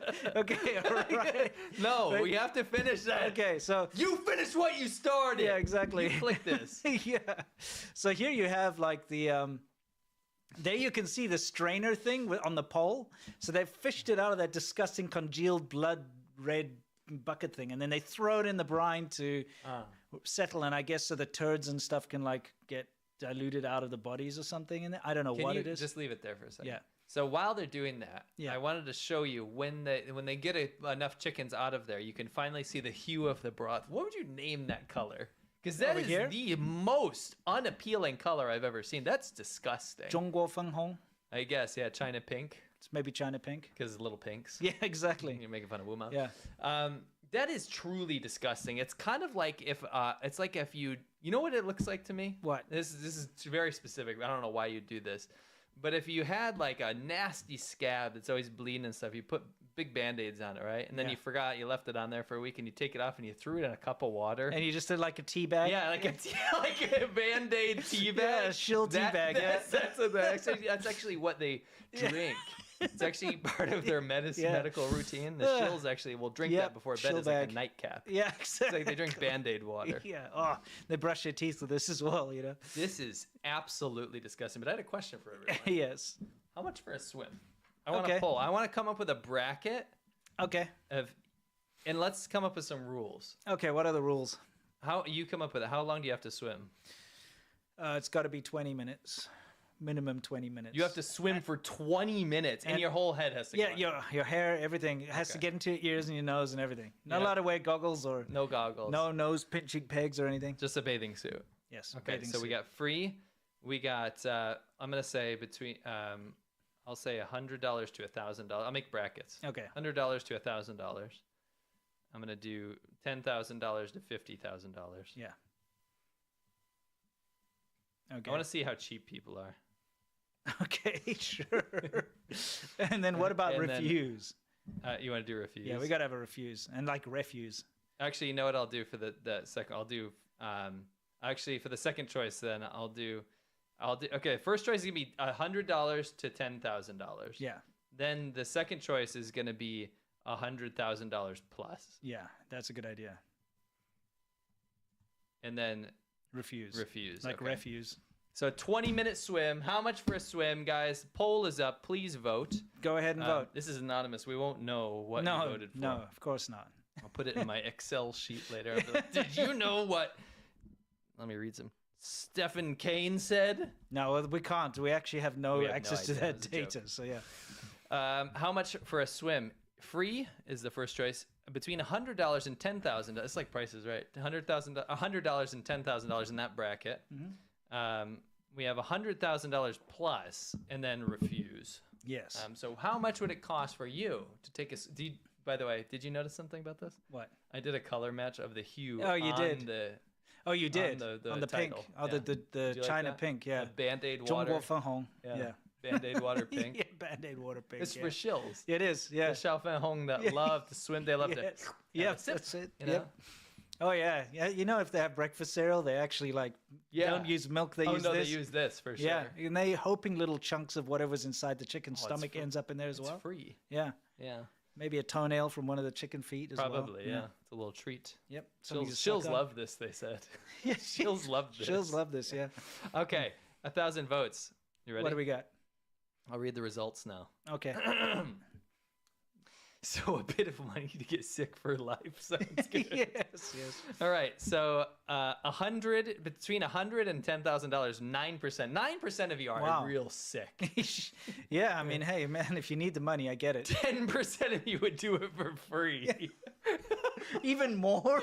Even more. Okay. You'll do it for free. Well, Yeah. Maybe 10% of our audience are shilling, dude. Maybe. They're It's China possible. This shills. is like the shill broth. CCP shill broth. Yeah, exactly. There's some lore we're creating. Yeah. here. This shill broth should go down in ADV lore. Yeah, I Don't you think so. Yeah, shill It should be broth. in the iceberg. Yeah, it should be. I think it is now canon now, shill broth. shill broth, All dude. shills drink this. If you ever have like a Yes. conversation You know, at the like when bar, they say doctors hate this one trick? It's like all shills drink this one broth. I want to posit something Yeah. to you. Yeah, what's hold that? on. 29% of people say more than $100,000. Okay. And 50% of people refuse. And 50% of you are awesome. I think Yeah. you shouldn't do this. Yes, I don't think anyone should. But I'm positing something What's because that? now this is canon, right? This is in ADV lore. If you go to the bar and you're having a chat, let's say you get on geopolitics and you're talking about China, and somehow it comes up. Yes, I keep seeing these videos online about these people. They're like traveling around China. They're like, the Western media lied to you. China is the future, and they show all this infrastructure stuff. Yeah. I keep getting recommended these videos. It's almost like these people are getting paid to do these videos or something for CCP propaganda. What you say to this person is you actually pull up this photo and you say, dude, I got the craziest thing to tell you. Not only are they paid, but actually they only drink this. This is what they drink. You know when they say they drank the Kool-Aid? Yes. Now you can say they drank the shill broth. You want to see the shill broth? And Yeah. the people will be like, oh my gosh, I didn't know they would stoop so low. Right? Now you have real So stuff. just remember, guys, when people say China's advanced, this kind of thing's still rampant around the country. Yeah. We've seen this kind of thing with our own eyes in China, okay? What's that? Someone said I pulled over to text to this. The shill broth. Yes. So advanced, no. When China gets rid of this kind of thing, when China can actually do basic food safety, like not mixing in cooking oil with petroleum products in the same truck, then you can start to think that China's getting somewhere. Yes. But before they take care of these very basic things, like let's maybe not drop a rocket on a village. Yeah. Okay. Multiple times. Yes, let's maybe not have no safe drinking water in our country. Let's maybe not pollute the earth beyond recognition. Then we can start to talk. But before that, they don't. you show people, you got to tell people about shill broth. Shill broth, dude. Yes. I think people will go down, and this episode will go down in history as our worst episode because of shill broth. Shill broth, yeah. Anyway, speaking of food safety, I showed this in my previous video, but this is in Sichuan, and we have some chefs from a fancy restaurant digging up the spit oil to put into your lovely soup. So when these shills going like, oh, I ate the spicy hot pot in Sichuan. What they actually ate was other people's spittle And shill broth. phlegm and And whatever else, and shill broth. Whatever was in the other person's mouth, where the Those videos are gonna have don't do this, but those videos of people doing food tours in China are gonna be full of shill broth comments. It's got to be now. shill broth because You don't do it. Just no, saying. It's shill gonna broth's happen. got everything in it. Like whoever was eating and like they recycle that, whether it's herpes or whatever, it's in that shill broth. Okay, here we've got very recent. This is gutter oil again, where they get the oil out the gutter and process it and sell it back to the restaurants. This was from a couple weeks ago. Okay. Because I put this in my recent video, and when I did, these videos were actually only about a week old. So this is still very recent. Yeah. All right.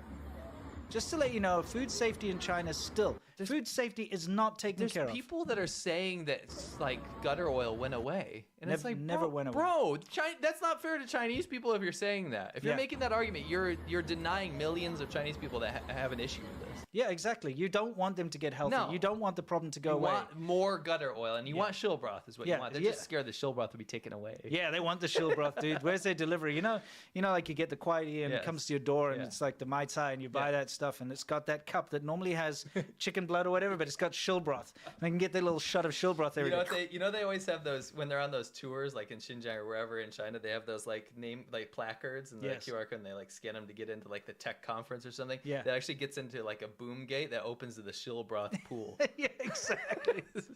Yeah, they bring that tarp and they just like, like Santa's sack. It's like Santa's freaking sack. Take that tarp around. Yeah, exactly. They roll it out at every shill like tech thing. Yeah. Huawei's having an event. Yes. Shill broth's in the back. Is there. After party shill broth. Yeah, exactly. They bring the sack and. Oh, disgusting. I included this as well because this is also a not recent phenomenon, okay? Actually, just recently been caught on camera more. Yes. Where things like, this is a water fountain, a public water fountain, which in China, they're disgusting. Dude, don't even look at one. Dude. Your eyes will get conjunctivitis if you look at a fountain in China. They're disgusting because, a lot of the times they don't work, so they're full of like mosquito larvae and all sorts of other nonsense. For you. What's that? What's worse in China? The base of a tree or the water fountain? Oh, that's a tough one. That's a very tough one. I feel like probably the water fountain, because at least at the base of the tree like kind of absorbs it. The water fountain is just whatever. It's full of stuff, right? Good. And this woman is a street, a street food vendor. Yeah. And what she's doing is grabbing this public fountain water. And this bike guy's like, what the? Yeah, they're saying to her like, wow, what's wrong with you, you old goat? And she's using it they're saying niu bi, which means cow vagina in Chinese, but that's just a way of saying like awesome. Yeah, it means awesome. But this is obviously sarcastic. They're like, wow, you're so awesome. Yeah. You're using this fountain water to cook the street food. Who the hell wants to buy stuff from you? Yeah. But think about it. If you're a shill coming past there, you're like a UK couple that does travel channel stuff, and you're like, look at this amazing street food. And you're like, there's a lot of these, by the way. Yeah. What's up with all the UK street or China couples or whatever? And I mean, not China. They're from the UK. Yeah. They're going to China to do travel and going, oh, this is amazing. Yeah. In my country. Oh, now I'm Australian. Yeah. It's hard. Like, they used to be British too. So hold on, I'm gonna take some shill broth. Okay. Wow, look at this street food. It's better than anything in London. Yeah. Like that. But they're actually, that's what they're eating. Yeah. Yep. Shill broth. Yeah, exactly. Again, these guys just take like from the water fountains, you see, like just gather some lovely, horrible polluted water to cook your street food in. So another thing also in these clips are from my recent video, but because of these massive floods, you've had a lot of, flood damage. People's shops were wiped out. Yes. Okay, so if you've got a bakery or a little supermarket or something, all of your goods got destroyed. And if you know anything about flood water, if something is contaminated with flood water, even if it's in a sealed package, you throw it away. You just throw it away. It's not so worth it. dangerous. Yeah. Botulism, all the horrible bacteria. So I'd like you to pay attention to, in the background, those blue crates. Okay, the blue beer crates. Okay, you can see, hang on, let's go to the side. See, there's a woman up there with a blue beer crate. What they're doing here is scavenging for the leftover flood damaged food. E. coli food. Yeah, so every like disgusting thing that got swept down the road or something, you're like, ooh, look at that. That kind of looks intact, What about this piece of fruit or this, whatever, sealed packaged bread or whatever, right? Yes. So they're scavenging all this gross flood damaged water, food and stuff, right? And then these are the same blue crates. Then they're just hosing them off, and then they're going to sell it again. So they hose it off and they're going to sell it to you. Yes. Not great.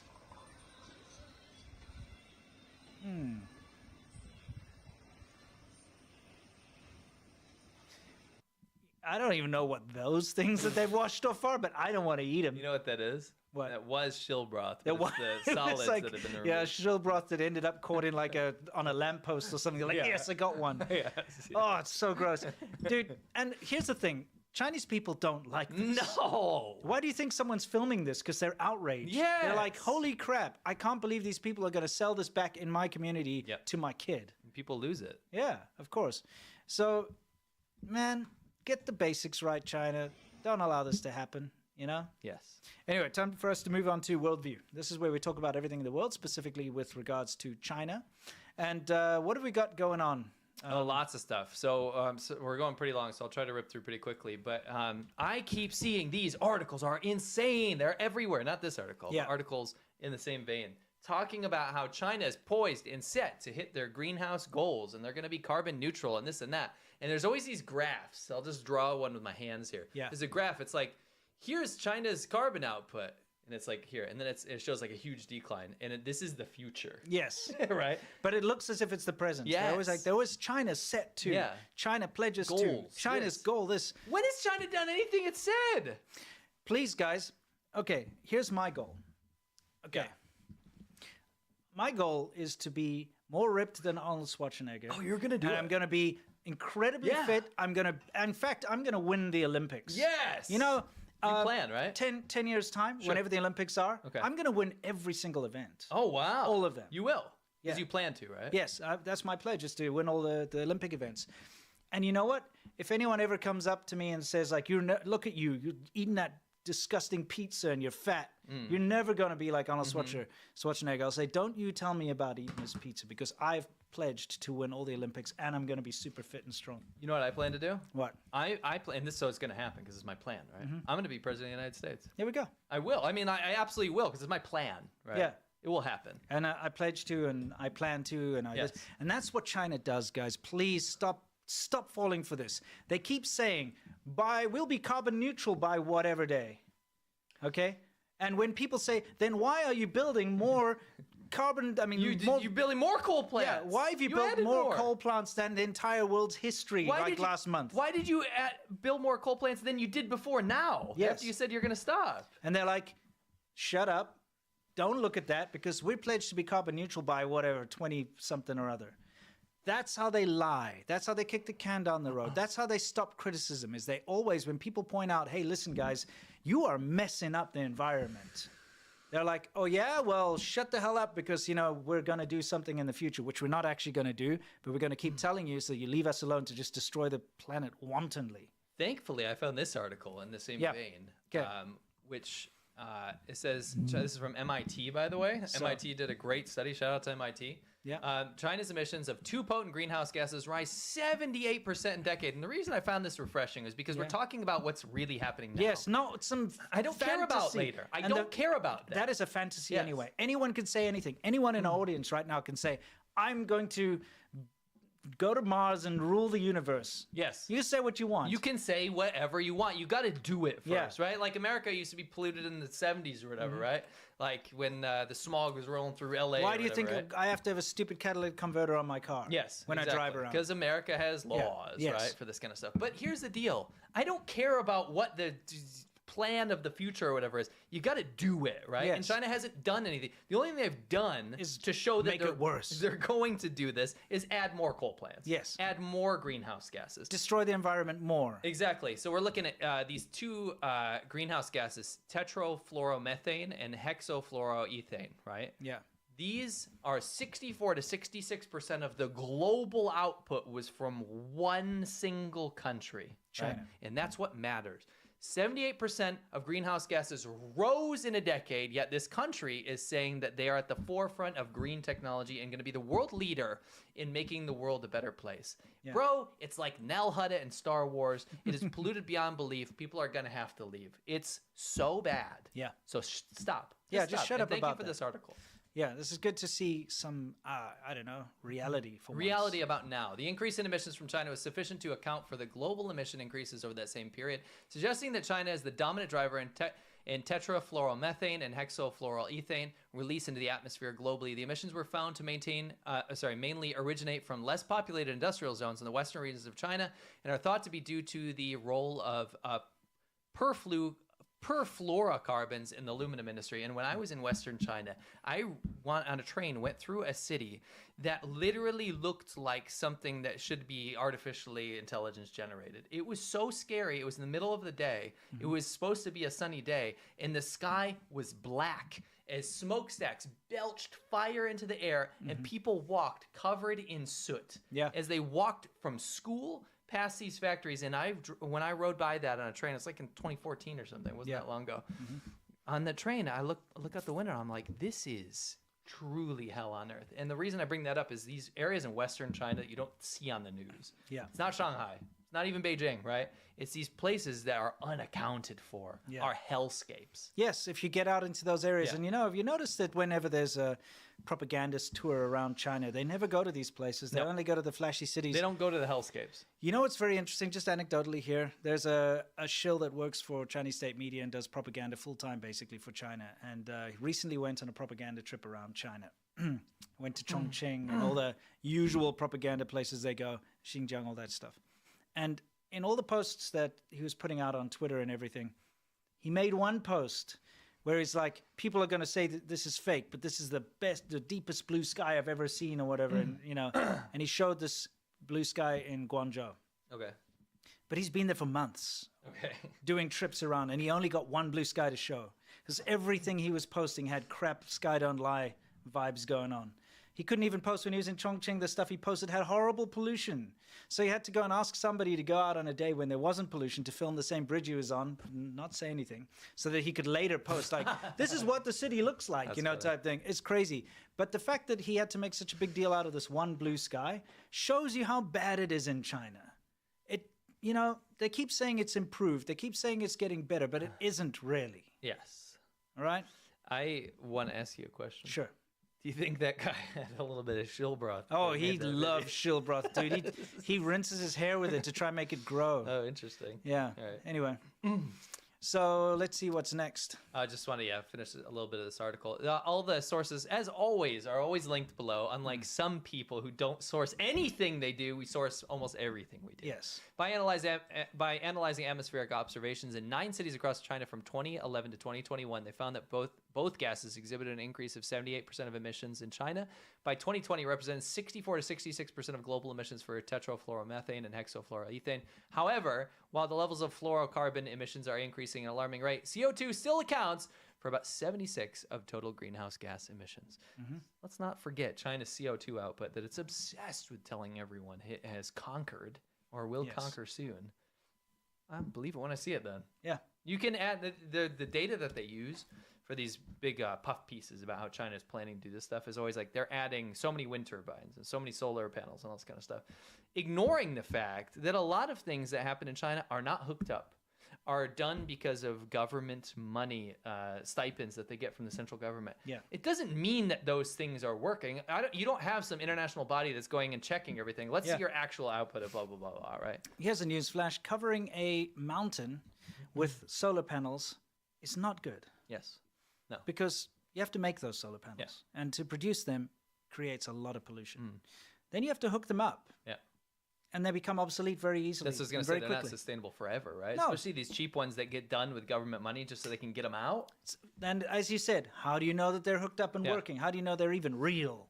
How do you know if they have? did some sort of like audit through the country, they will never let this happen because this is North Yeah, Korea, yeah. basically, right? It's not going to happen. But you would probably be shocked. You also probably don't want to be putting solar panels covering where the freaking grass should be growing, and if nature gets destroyed because of all the extra Yes. heat generated and all the extra problems that it causes and blocking out the sun from the soil and Yeah. everything.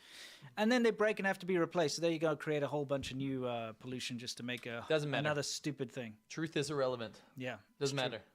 Anyway, another thing we've been seeing lately is a lot of people talking about how China's semiconductor industry and their chip building is improving and becoming amazing because of Western sanctions. So here's a quick little trick that they like to pull. China has been stealing intellectual property for decades. We all know that. Okay? Trillions of dollars, Every yeah. single piece of Chinese technology is based on something else. They haven't invented anything yet. Not one thing. Nothing in the recent years. They're very good at making things, very good at improving on things and utilizing existing technologies, but they haven't made anything themselves. Do you think China invented electric cars? No. Did they invent computers? No. Did they invent electricity? No. Did they invent any other than the ancient technologies of the compass and the printing press and so on? There hasn't been a modern invention that's come out of China. No. Just saying that as a fact so people know. So what's been happening is they've been stealing all the IP as far as chips are concerned. They've been using foreign chip fabbing equipment. So they buy stuff from, the Netherlands, they buy stuff from wherever, and they use that technology. They license the chips, they buy chips from companies and so on.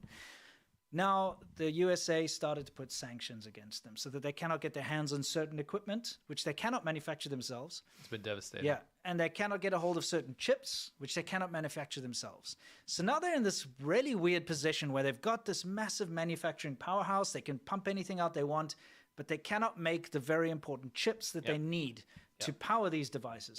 They can make like low-level chips. That's easy enough, right? Anyone with a breadboard can make a, low-level chip. But China cannot do the high-end stuff. So this is how they've tried to combat it. They've been sending out propaganda and getting their shills to do it and stuff to say, if you don't give us your technology, we are going to then figure out how to do it ourselves, and we're going to get better than you, and we're not going to have to rely on you. In other words, please lift the sanctions. We don't know what we're doing. We can't do it ourselves. That's see what's this going with on. both Russia and China is like whenever you see propaganda, not just propaganda, but social media from shills, like their shill brigade, and you see this with Russia in particular, and then now China a lot. Yeah. You see this if you say like the sanctions are backfiring, it's over. Yes. When they're incentivized to put out that content, you know that it's working, right? If it wasn't an issue, if they really didn't have an need to say issue with it, they wouldn't say anything. Yeah. They wouldn't be pulling the strings of those little puppets to go like, oh yeah, your sanctions suck because now we're more powerful. They wouldn't be saying that. This is called barking loudly. Yes, Right. barking loudly, exactly. Anyway, so this is just an article which I believe we've linked below as well. Yes. China's having to build a semiconductor industry from old machines, analysts said. And I'm still trying to figure out what Quilter Chavoy is. I guess it's a company he works for. Yeah, this is kind of a weird name. Anyway, let's move on from that. Next, we have a blank screen. It's for a reason. Oh, why? What is the reason? Why? Mm-hmm.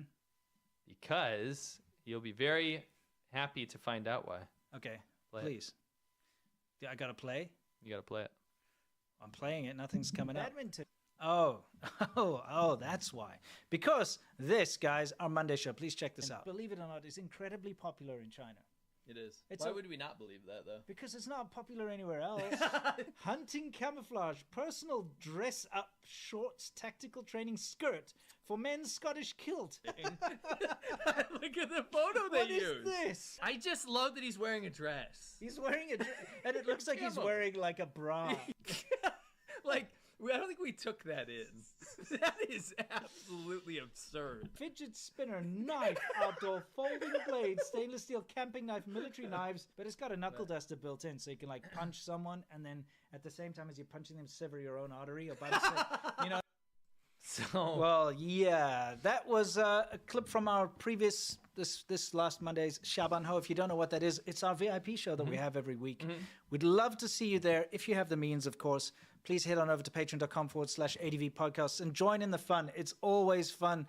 We were talking about tactical. Do you want to explain what tactical is? so tactical items are like military items, like actual camo, Kevlar, that kind of stuff. stuff you can use in tactics. Tactical stuff is stuff that's made to look like that people that want to cosplay as a military person will buy. There's tactical everything we found. Yes. And almost all of it leads back to China because it's like cheap stuff, right? Yeah, Stuff so on like tactical AliExpress. drinking straws. Yeah, and that kind of stuff. Absolute garbage. But it was super fun. It was an amazing episode. Probably one of our best in recent memories. And if you join the patreon.com/ADV podcast, Shaban Ho tier, you get access to every other 100 episodes we've done so far yeah. and every one going forward. So you'll really love to be there. It's the best way to support us as well. Exactly. Yes. So, do you want to get stuck into this next little bit? Yes. All right. China's hiding a population secret, analyst claims. So you remember the one-child policy? I do remember, and it's disgusting. Yes. So they were forcefully aborting babies. They were making people get rid of their, make sure they don't have kids in the future. There's the reason why there's a gender imbalance in China Yes, is there's too because many men. if people found out they were having a girl, they would have an abortion because That's you're only correct. allowed one child. That's right. But then they lift it and they go, crap, if we don't deal with this right now and we try to reverse this, we're done. Yeah. So they're like, okay, now you're allowed to have 2 kids. And almost immediately afterwards, like, okay, 3 kids. Okay, now you can have as many kids as Yes, you want. yes. And now they're like, please have kids. Because nobody wanted to. They're like, Yes. screw you. It's too expensive to raise a kid. Now the government's been endorsing dating apps and stuff, trying Yeah, to get people yeah. to reproduce. There's like incentivizing it. And remember, we're saying that they're Yes. probably going to force people to have kids we soon. think soon. They'll be like, if you don't have children, you're going to get penalties and fines and stuff. I feel like that's coming. I feel like it's coming. We have almost a 100% correct track record of predictions with the Chinese government. I'm going to say within 5 years, there will be something tantamount to forcing people to have kids. They forced people to abort children. Why Yes. not force them to have them? Why not, right? And the government is more authoritarian now than it was at that time. Correct. So, Going forward, there's been some crazy things happening. The demographic collapse of China is something you've heard about. But now we actually have some data. Yes. And this is from Yi Fuxian, which is an obstetrician at the University of Wisconsin-Madison who conducts demography research. The consensus that China carries out every 10 years are seriously overestimated. In order to match official estimates, the annual data should be corrected with the census data. So this idea is that there could be 100 million people, basically, too many. It's inflated, so there's not that many Only people in 100 China. million? I thought it was 200. It could be up to that, right? Okay. There's a range, right? Yeah. People are debating this.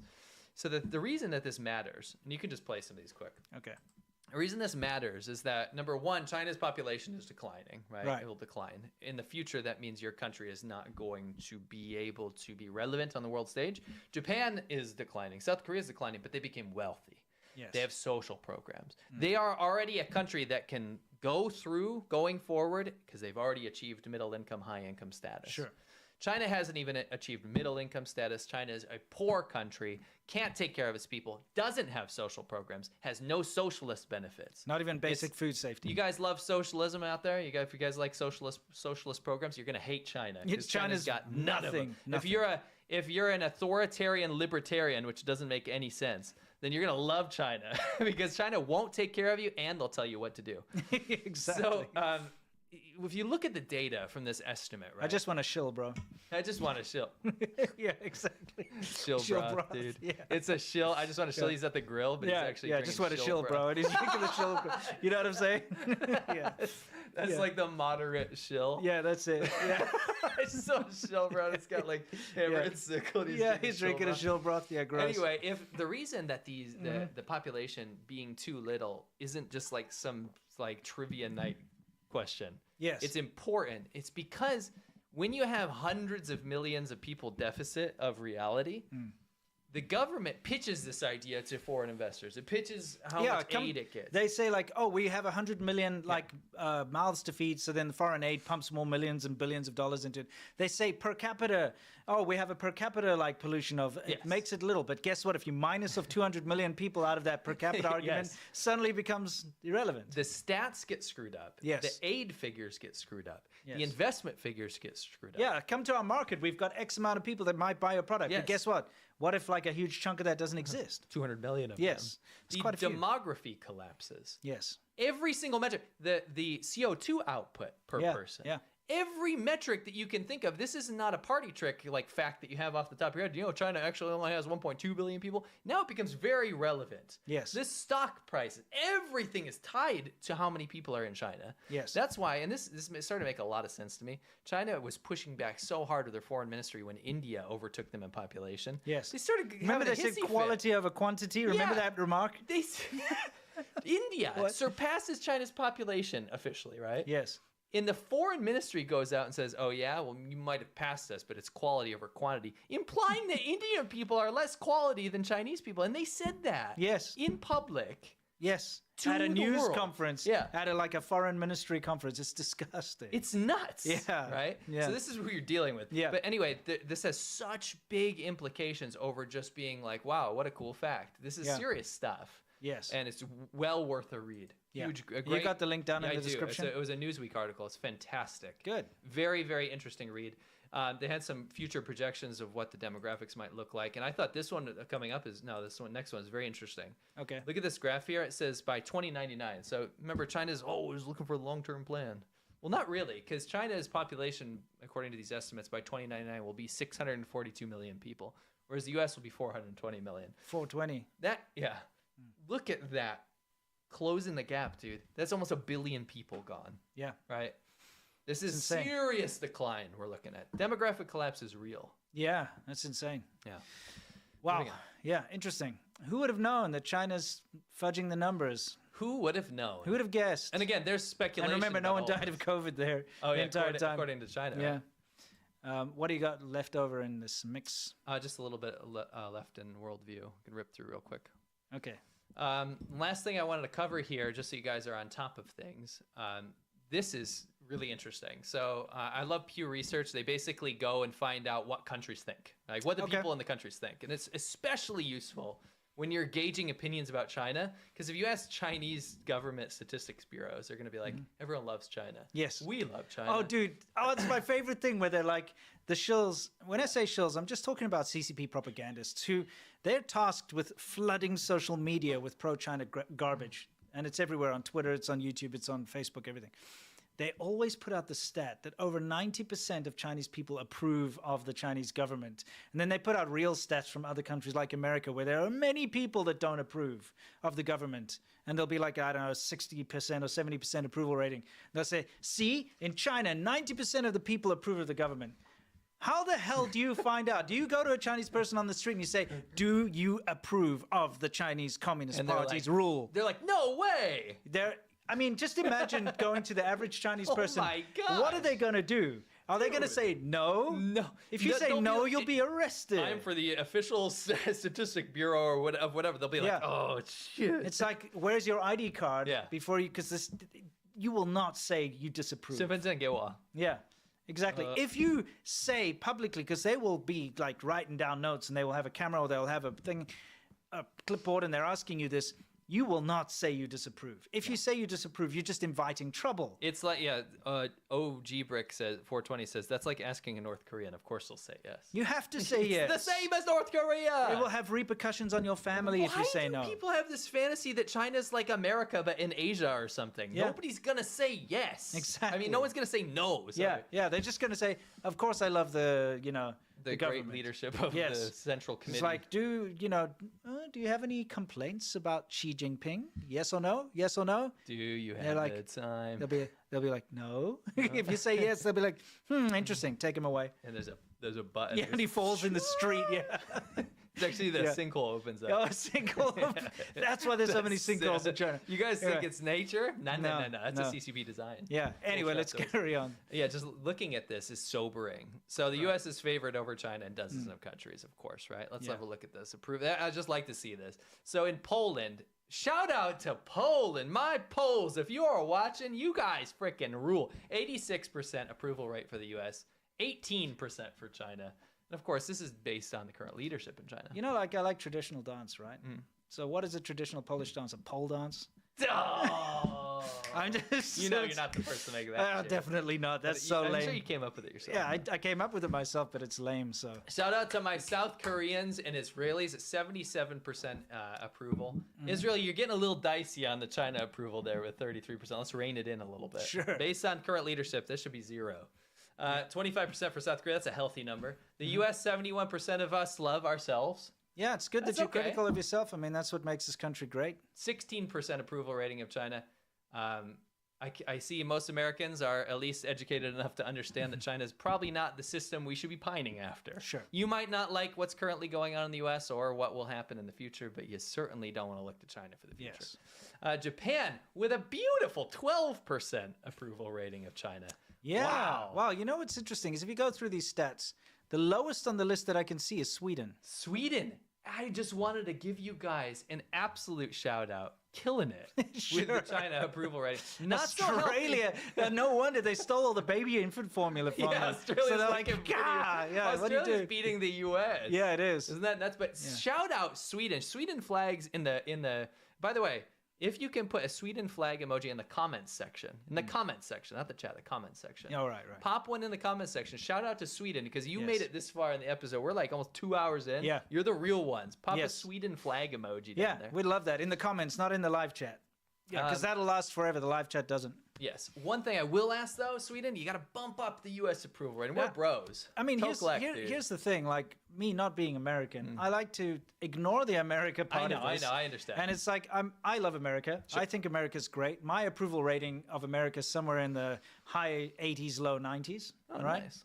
Personally. I'm at about a 75. And when it comes to China, my approval rating is pretty low. Yeah. Probably worse than Sweden. I'm at probably a 20. Somewhere there? Yeah. Yeah, it's tough because, when There's so much I love about China. Yeah, of course. But my approval rating is when I'm talking about the government. And the system of government. My government approval rating is probably 5. Yeah. 5%. Yeah. Yeah, somewhere around there. Mine is 4. Okay, you want to upstream me a little bit? No. Oh, yeah. That's mine's number. 4. Whatever. But all this U.S. stuff aside. Of course, I just want to I'm looking at the China side. I just want to show there's still love out there for the U.S. And Singapore has got the highest, and that's because, like half the population's Chinese. Yeah, that is true. But here's the deal. The Singaporeans that reach out, we have a huge Singapore viewer base, by the way. Yeah. And especially on Patreon. Fairly wealthy country. They can afford it, right? Yeah. They shout out us all the time, and they're Chinese, blood. Yeah. Right. But Singapore citizens, and they're very much not in support of the Chinese government. No, of course. And definitely what they not our told me, viewers. Yeah. I know, of course, but what they told me is that the older Chinese generation has fallen prey to Chinese language media in Singapore, which a lot of it is not only there, but everywhere in the world. Everywhere else. It's weird phenomenon. You get diaspora. And I've spoken to Chinese friends here in the USA who have the same problem. Yeah. It's like their parents or grandparents fled China during the harsh, terrible, Tiananmen Square crackdowns, or just to even prior to that, during the whole the wars and everything. So they fled China when it was real bad. Okay. And they've always had a negative view of the way China is. That's why they left, to leave a country. And I know, because I did it with my own country, to get up and actually things are so bad that you're like, I don't want to live here anymore, and there's no future for me or my children here anymore. Yeah. To leave means it's real bad. Yeah. I feel exactly the way about South Africa. I will never go back. No. But they go overseas, they live there, they make a life for themselves, and then they start to see all this propaganda because now China's got money. That's why I don't blame them. Yeah. And they start to see, and then it gives you, I'm thinking, imagine, say, 20 years down the line, South Africa somehow turns around. This will never happen, but let's say they get a lot of money. I don't know, they discover new diamonds and gold or something again, and then they make a lot of money, and they start putting out propaganda about how safe and amazing it is, and how they're leading in technology and stuff. I might go maybe time for me to go check out my ancestral home, or where I come from, or if it was my parents or something. You get that vibe about it's probably good now. But you don't know because you haven't lived there for so long, so you don't see the truth. And I think that's what's happening to these older diaspora people, is they're feeling a bit nostalgic, a little homesick maybe. They start to see all this propaganda, and they start to support the country again. Yeah. The country that they fled from. Yeah. And again, that's why I don't blame them, is that the CCP's got such a stranglehold on public opinion media that of course they're going to think it's good, because the media says, no, it's not like the old days now. Everything's fine. Every piece of media coming out of China is propaganda, because it cannot be anything else. No. If it's not approved by the government, it cannot leave the borders of China. Yes. Simple. On the how many people in high to middle income nations view Joe Biden and Xi Jinping, the highest approval rating was Poland for Joe Biden. The lowest approval rating was Poland, Sweden, and actually the king of the low opinions there was Japan. So shout out to Japan. If you're still watching this, maybe a Japan emoji in the comment section as well if you want. Yeah, exactly. So Japan, obviously they don't like Xi Jinping. Well, he's, the country's literally threatening Japan's sovereignty in their own area of the all world. the time. Yes. All the time, yeah. Anyway, let's move on from this lovely stat. That's dump. good. I thought it was good.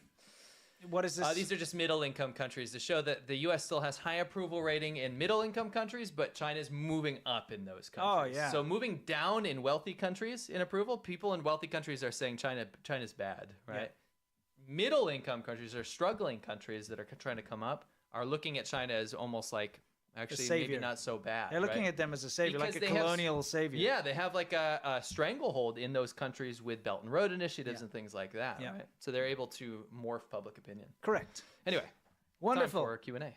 Time for Yamcha, everybody. This is our questions and answer segment. This is where we answer your questions and you question our answers. It stays up on the weekend. It's here live, but we get rid of it on Monday. So if we don't see, if you're watching this on Monday or Tuesday or Wednesday or Thursday, or even Friday or Saturday or Sunday in the following week, we bid you adieu. Stay awesome. And let's get stuck in. Time to loosen the tie. What do we got? Oh, yeah. Thank you very much for the memberships. Jim Flag says, congrats on getting to 1 million, Matt. Thank you very much. I hit 1 million subscribers. I can't remember if we had brought that up last time. Oh, I'll show you the thing later. It's a big milestone and it's fantastic. And we'll show a little thing next week, aren't we? Yeah, sure. Yeah. After it's done. JW, thank you very much. Koala 1203. Honey, there's no Cremora in the refrigerator. It's not inside, it's on top. Nice. This Yamcha segment of the China Show is not sponsored by Cremora. On top of the coffee cream, we have no sponsorship. I grew up with those ads. It's a South African ad about a coffee creamer. I would do a coffee creamer powder ad. Yeah, but I mean, it was ridiculous.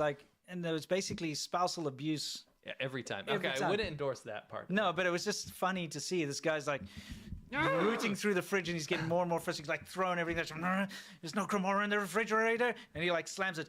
on! There's no grimoire in the refrigerator! And you hear, it's not inside, it's on top. And he's like, it's not inside, it's on top. And he looks on the top. I still don't get the joke. Well, Be mean because- to your wife is the joke? Well, I mean, the whole thing is like coffee creamer would usually be something I you keep in the understand. fridge. But Yeah. because this is in powdered form. But why does he have to say it like that? Why is he always got to be mad at his wife? It reminds me of that Lianghua Qingwen ad with the Russian guy. Yeah, it's like, or yes, Ukrainian guy. yeah. He's like screaming at the football Yeah, match. exactly. And he's like, oh, you're sick. Here, have a... But he's like literally about to punch someone. I know, it's terrifying. It was just the 80s. It's kind of Yeah. cool. And then they try to rebrand it a bit, and then it looked funny. Yeah. Yes. Oh my goodness. JW, please just continue to provide insight into China's culture and happenings. Additionally, can you talk about some of China's redeeming qualities where the U.S.-China relations? Thank you for your continuing effort. We'll always shove something in there because it's worth talking about, but it has to be warranted because right now things are souring. So we're telling you how it is at the moment. But if things can get better, then we'll absolutely tell you about it. You know, here's the thing. When you talk about geopolitics, when people talk about it, the USA, they're not saying like, I really enjoy hot dogs at a baseball game.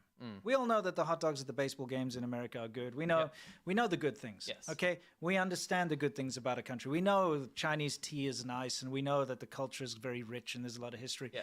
So we don't need to tell you that because you know it. And you've seen our body of work. We've Yeah. promoted that for years. 1,000+ videos on both of our well, you don't have that many, but you know, 500 plus, 1,000 plus on my channel. Lots of videos, lots of stuff. We've looked and we've gone and we've seen. We've got 2 television documentaries, 3 actually, if you count the Stay Awesome China I made, of us showing the best parts of China. It's out there. But that's not what's important right now on a geopolitical scale. It's not important that you can get nice pu'er cha at a beautiful like tea ceremony. That's not important. What's important is like the threat of the Chinese government and what they're doing to the world and how they're trying to trick everyone. And as soon as things can repair and become better and things are looking better, then we'll absolutely cover that. I'm pretty sure during World War II and the rise of World War II, people weren't making documentaries on how nice the schnitzels from Hitler's hometown were. Well, the propaganda. Yeah, exactly. Yeah. Guys, you see any parallels right now with Yeah. the shill broth? Who's drinking the shill broth? Shill broth. Too true to be good. I remember who. Do you? Where is he? We don't know. Hu Jintao? Oh, yeah. Classic logic. Since North Korea is apparently sending troops to Ukraine for Russia, how likely is it that China will send their troops secretly in North Korean uniform, since that is what they did in the Korean War? Probably not. Yeah. Chris, hey guys, whatever happened to Hu Jintao? Why do you guys keep asking him? How would we He know? was cool. We liked him a lot. I mean, for a CCP official, he was pretty chill. And the reason why I like him, and I think you like him, is because the time when we were in China, when he was in charge, was probably the most prosperous time of Chinese history, where it was opening up this recent history. It was the best time for China and Chinese people being incentivized by the government at that time to be like, you know what, the rest of the world's cool. Let's all to be friendly with the rest of the world and to work with the rest of the world, rather than demonizing them and blaming them for everything. Yes. You know. Sean O'Sullivan says, "Happy Friday. Please give me some doc." I don't know what that means. I don't want to say that word. Okay, but I'll give you a. Doctors? Oh, Dr. Scroat. Yeah, Dr. Scroat, dude. I'll give you 2. Good old Dr. Balzac, when he's not beheading like Mary statues of the Mother Mary and like, you know, stealing hi-fis or whatever. You know, he's helping, you know, mislead the world when it comes to COVID origins, you know. Reverend, in our opinion. Reverend Bun Agagon, greetings from Hsinchu, Taiwan. Oh, sweet. The windy city, as I used to call it. I was always getting blown around by wind whenever I rode my motorcycle through there. Very prosperous country. Just read an article from The Economist about China. China, new reform that is ruining doctors in China. Hao Chi, please for the Chou Tofu. I like that it's a law that you can't take Chou tofu in an elevator in Taiwan. Yeah. Which is that stinky and tofu. Durian on the train. The train, yeah. I remember the signs. Chris says the police identify. No, I won't say that's. Maybe he was fine. Well, okay. The floating guy. Maybe he was fine. Yeah. David Lopan. That guy looked like Mao Zedong going for a so-called swim. No. No, he was much better. He's in much better shape. The fact that he could actually cling on to the side so well. Mao Zedong just didn't have any muscles. He's like a floating turd. I'll do a picture. You know, when he like swims in, he's basically doing a this type of movement where it's just kind of like he like moves his body and his arm just goes with the water. His arm's not actually pushing anything. Yeah. If you see the footage, you know. Yeah. Hope your day as well. Thank you for dropping the mic. Philip Leach. Glad to see you back. Play something not played enough. Yeah, go to the second page there. Wow, that's a that- little too sorry, much that for is- me. That's a hype one. Okay. How about here we go. Nothing would bother me anymore. That's hyper played. You think that's hyperplayed? Give him one more. Random. Okay. Okay. How about this? I didn't see anything particularly intelligent around here. I'd probably say that's the least played one we have. Yes. Yes. I That think should you're be right. used more in context, Yes. shouldn't it? We Yeah, should use that absolutely, yeah. more. I highly recommend a song. Which song? Which one would it be? Mao Zedong by Ari at Home Daily. It's a parody of Red Sun in the Sky. Oh, maybe. What a wonderful song. How come I've never heard it before?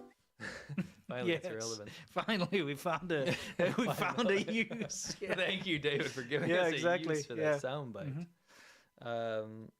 Chris says, "Hey guys, have you done a show on the Chinese bridal market?" We have, I believe. I actually have a video. Yeah. Which is called like "Why Are They Selling Wives in the Park" or something. And I went with my wife to a park in Shenzhen, a very well-known, very nice park. And we went to go look at the bridal markets, and we went all around there. So go check it out if you want to see actual real footage. Did you ever make a soundbite of the kid almost throwing up during this speech? No, but I got to do it. I love that. That's actually one of my favorite clips I'm putting it in our recent notes. history. It's so good, Yes. isn't it? It's amazing. We'll get it. We'll do it. Don't worry. That's definitely coming. Chris said it blows my mind that the leftover women have high money demands. Ethan, thank you very much. Destin, thank you very much. Anthony Campa, does she know that the pollution crisis caused more severe weather, which will endanger the precious Three Gorges Dam? Still building coal power plants? Yeah. No. No, yeah, he doesn't. He doesn't. Boy. Chris says, sorry to post so many super chats. What is the 10-cent army? I've heard about it on YouTube. 10-cent and team are trying to destroy the U.S. economy. I don't know what the 10-cent army is, but it sounds like the 50-cent army. Yeah, 10 cent. I guess. Tencent is the company that makes QQ and WeChat and all the gaming stuff. Massive company. I actually worked for them for many years. I worked for Tencent, and I used to go into their headquarters, and I know a lot of people that work there. A lot of smart people, and I know how it works. It's an interesting company. Frank Booth, great. Is John T? What? Great. Is John T a giant, or is the lady he is with very small? Could be a mixture of both. A bit of both, I Yeah. think. I think Jonty's a big guy. I don't. We don't Remember know. that bed? Oh, He yeah. couldn't fit in the bed. I love John T. Yeah, he's funny. Remember that like slow mo? That was awesome. They filmed him like adjusting the bed. It was almost like they were making a Tim and Eric video It's or something. so ridiculous. Yeah, it was so funny. Robert Sanquist, thank you very much. Bob Hunter, more is lost by indecision than the wrong decision. Hawk Sattler says the Three Gorges Dam doesn't even need to collapse. Look up the Vajont Dam disaster. Bob Hunter says Peng Si, Master Shill. Peng Si.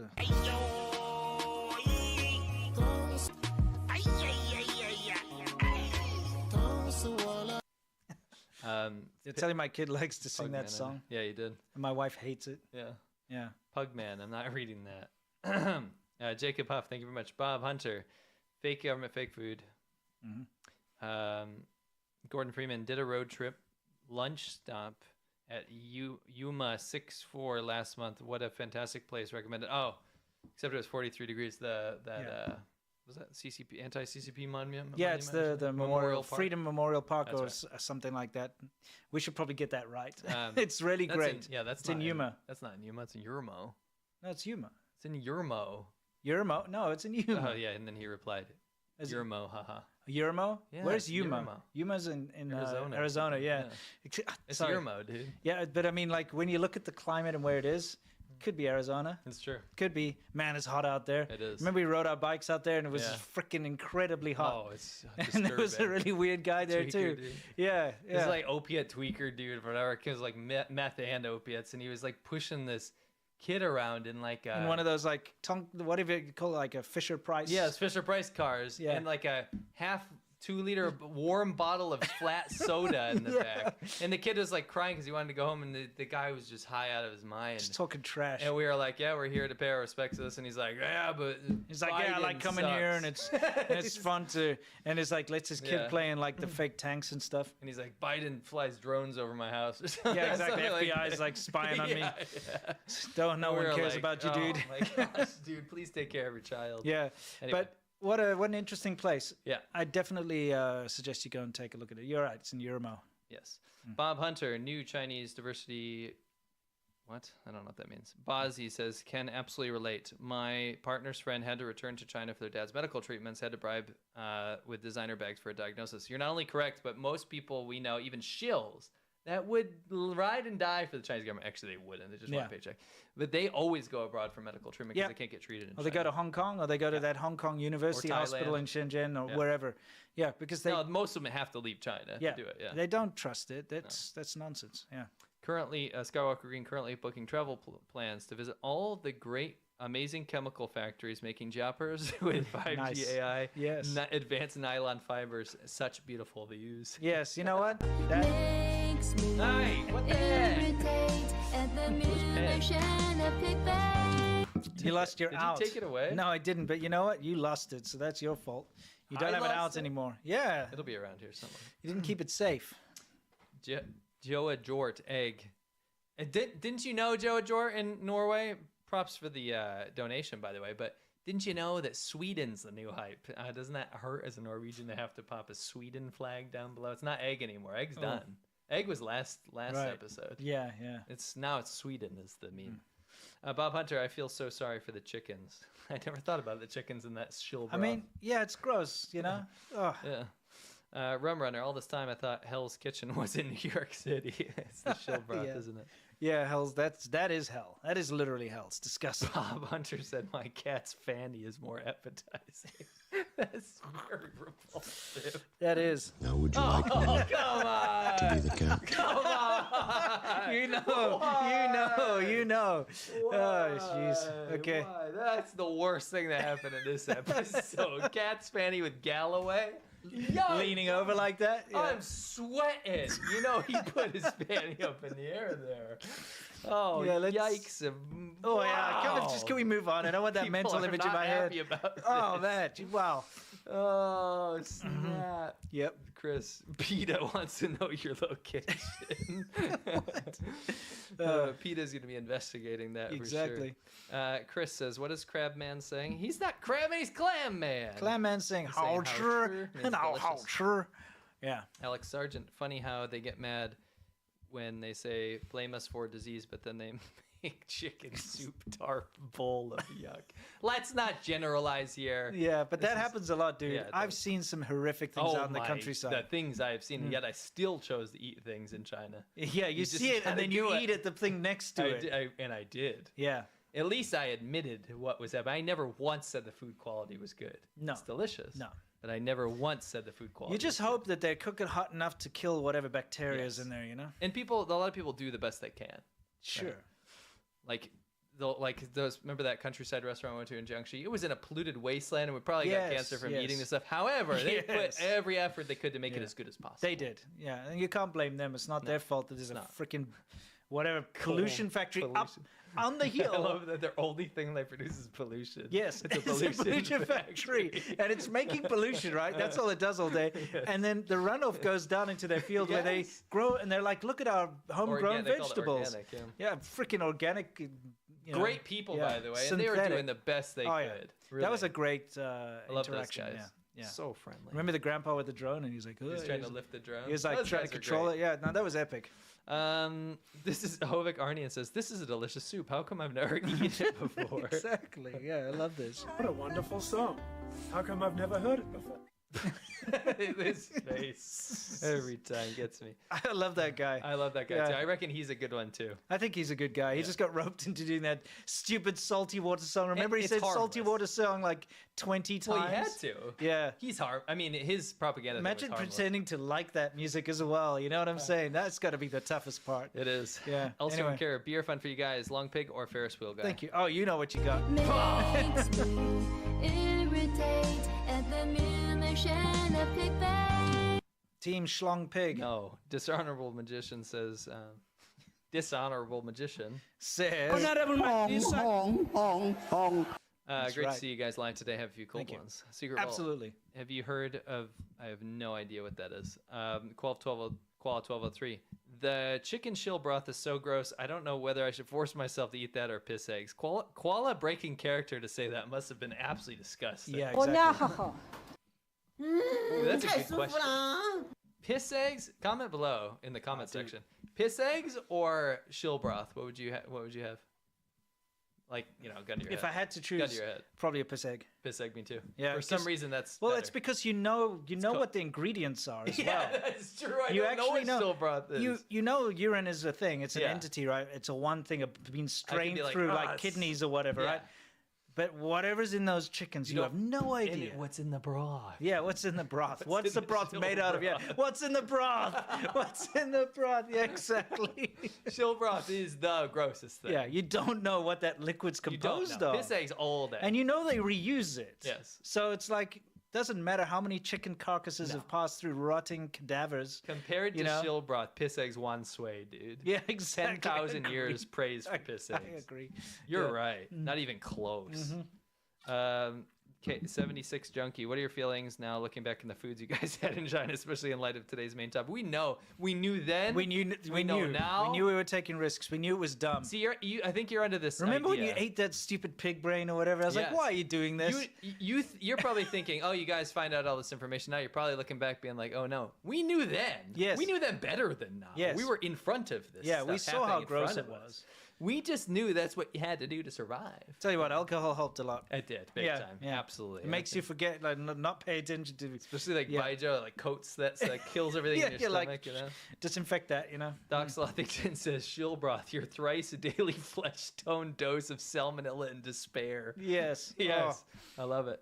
Flesh. That flesh broth color is You know, it's that- and it's kind of syrupy. That congealed blood bucket thing is actually, to me, that's a bit grosser. Oh, is it? Yeah. You know that red bucket? It's bad. I mean, think about it. That's where it just comes out and all those feathers and crap just come off. And it's I know. like, I agree with you, but something about that pink hue Oh, of sure, the broth. sure. that I mean, you it's know, all 'cause you know bad. it's thick. You go like this, and it's like yeah, it's all a mixture of all of that anyway. It's like, cross contamination. so gross. All the flies laying maggots on there and stuff, you know? Yes. Chris says though spit oil cooks like KFC making gravy. No, No, it doesn't. who- KFC gravy's delicious. Yes. I freaking love KFC gravy. If they catch a KFC doing something bad, they get into trouble. Not in Yes, China. KFC's clean. Yeah. Even in China, I'd rather, honestly, looking back, you'd want to go to a KFC or McDonald's over like shill broth. Do you know why? Because even McDonald's got caught up in that scandal because in the Chinese supply chain, McDonald's will send over their inspectors to inspect the supply chain. They're like, go to whatever factory is producing, and they go there and they're like, they approve it. But you have to understand the amount of corruption that goes on in China.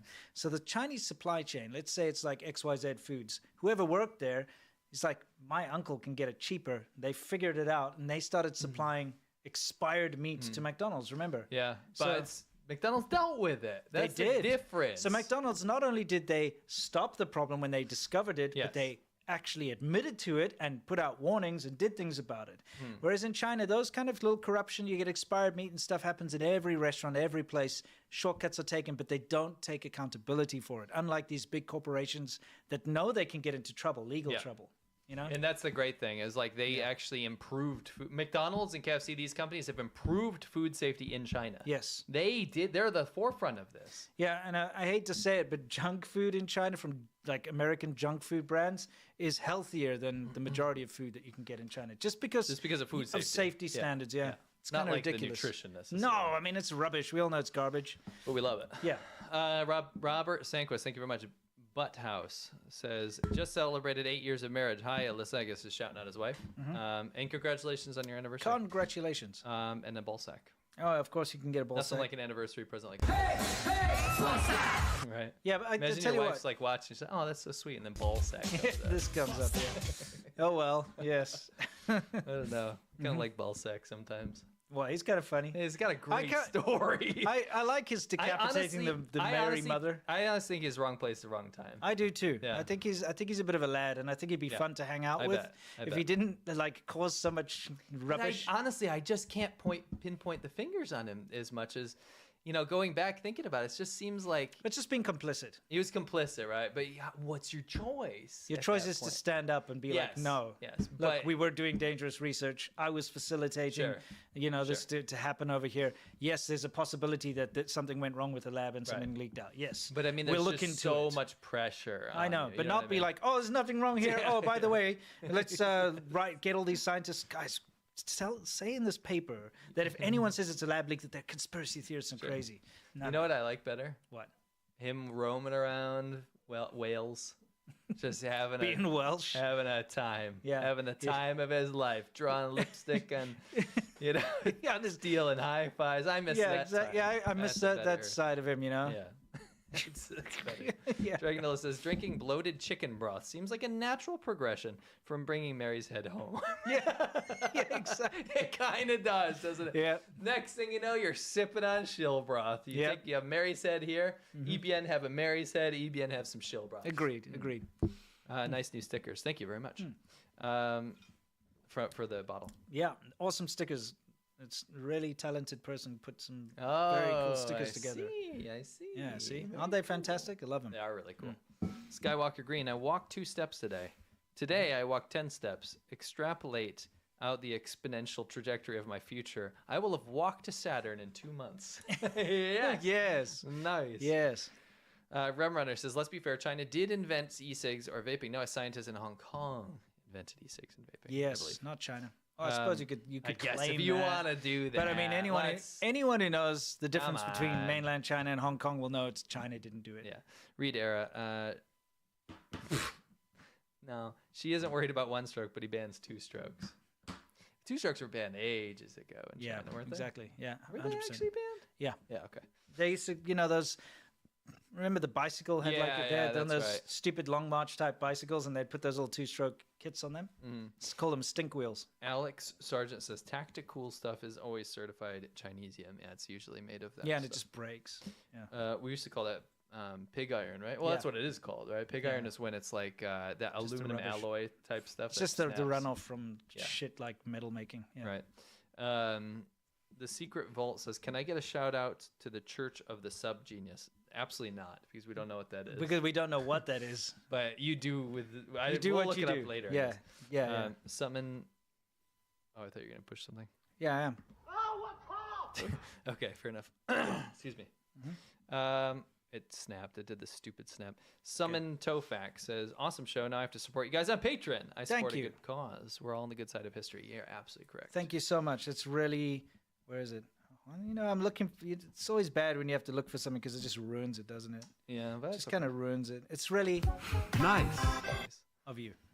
I ride moose. If there's a long pig in the shill broth, what do you think Rick would say about it? He would say, Wow, so good. Would he? Yeah. Oh, I thought it would be a little too much. By the way, throwback over here in our background to COVID lines. Yeah, COVID lines. For those of you who don't know, you would have to line up multiple times a day to get a COVID test shoved up your nostril in China multiple times, Sometimes and it was they all would just rub it on the table. it was just or- all corrupt Yeah. BS, It and was you'd so have to bad. have a QR code on your phone before you could go anywhere. And Yeah, it's what a horrible time! But we shouldn't forget it. No, absolutely we should not. never forget No. the agony that the Chinese population were put through, and also And the world. agony the entire world was put through. All the deaths and people losing family members and so on because of the Chinese government's irresponsibility. Yes. Koala 1203, thoughts on the recent Chinese military exercises in Belarus? I was actually going to bring that up, but we might save it for the next episode because we ran out of time. Is this a sign of Belarusian dictator pivoting more towards China instead of Russia? I wonder how concerned Russia Same is thing, with really. China. Yeah, it's the same. Toklek, dude. They're Yeah. joined at the hip right China, Russia, same thing. now. At this point, yes. Yeah. I mean, but soon, maybe not. Yes. Russia's getting displeased with China, and China's getting displeased with Russia. They've never gotten along. It might be a friendship of convenience at this Yes. moment, but we'll see later on. Belarus hosting China, absolutely terrifying to have the Chinese PLA in freaking Europe. But Belarus has always been the North Korea of Europe, so I'm not surprised. Sure. Dr. YouTuber, Trump said publicly he would not defend Taiwan if they don't pay him or whatever, mafia-style comments. That's something we absolutely were not very happy to hear. Yeah, and remember, that's the way the American government works is it doesn't matter what one person says. There's lots of different checks and balances. Yeah, it's not something that you have to abandon hope for. And we, of Of course, we will always support Taiwan, and we hope, at least personally, that the leadership in America will come to Taiwan's aid in need. It's a democratic country that deserves our support, and we'll never be We'll be unwavering in that. Absolutely. Train Scronce, looking forward to your show. Question for Winston: what's your favorite video game console? That's an interesting question. Recently, it's been the GameCube. Nice. I've been playing Resident Evil 4 again. It turns out I realized it's my favorite game of all time. Yeah, we had this conversation earlier. Your favorite series of all time is Resident Evil, and I think. Well, not the series, just Resident Evil 4. Oh, Resident Evil 4. Yeah, it's my favorite game. My favorite game has always been Symphony of the Night, Castlevania. And the whole series of Castlevania, I realize, is my favorite franchise. Yeah, I like all the Resident Evils, but like Resident Evil 4 is just next level. There we it's go. Amazing. We finally found our favorites. Isn't that interesting? Yeah. And the GameCube version is the best version of that game. I know you didn't ask, but my favorite console is PS1. Yeah. Doc Slothington, a really good show tonight. Have a great weekend, everyone. And see ya Monday. Play us on patreon.com/ADVpodcast. Yeah, excellent.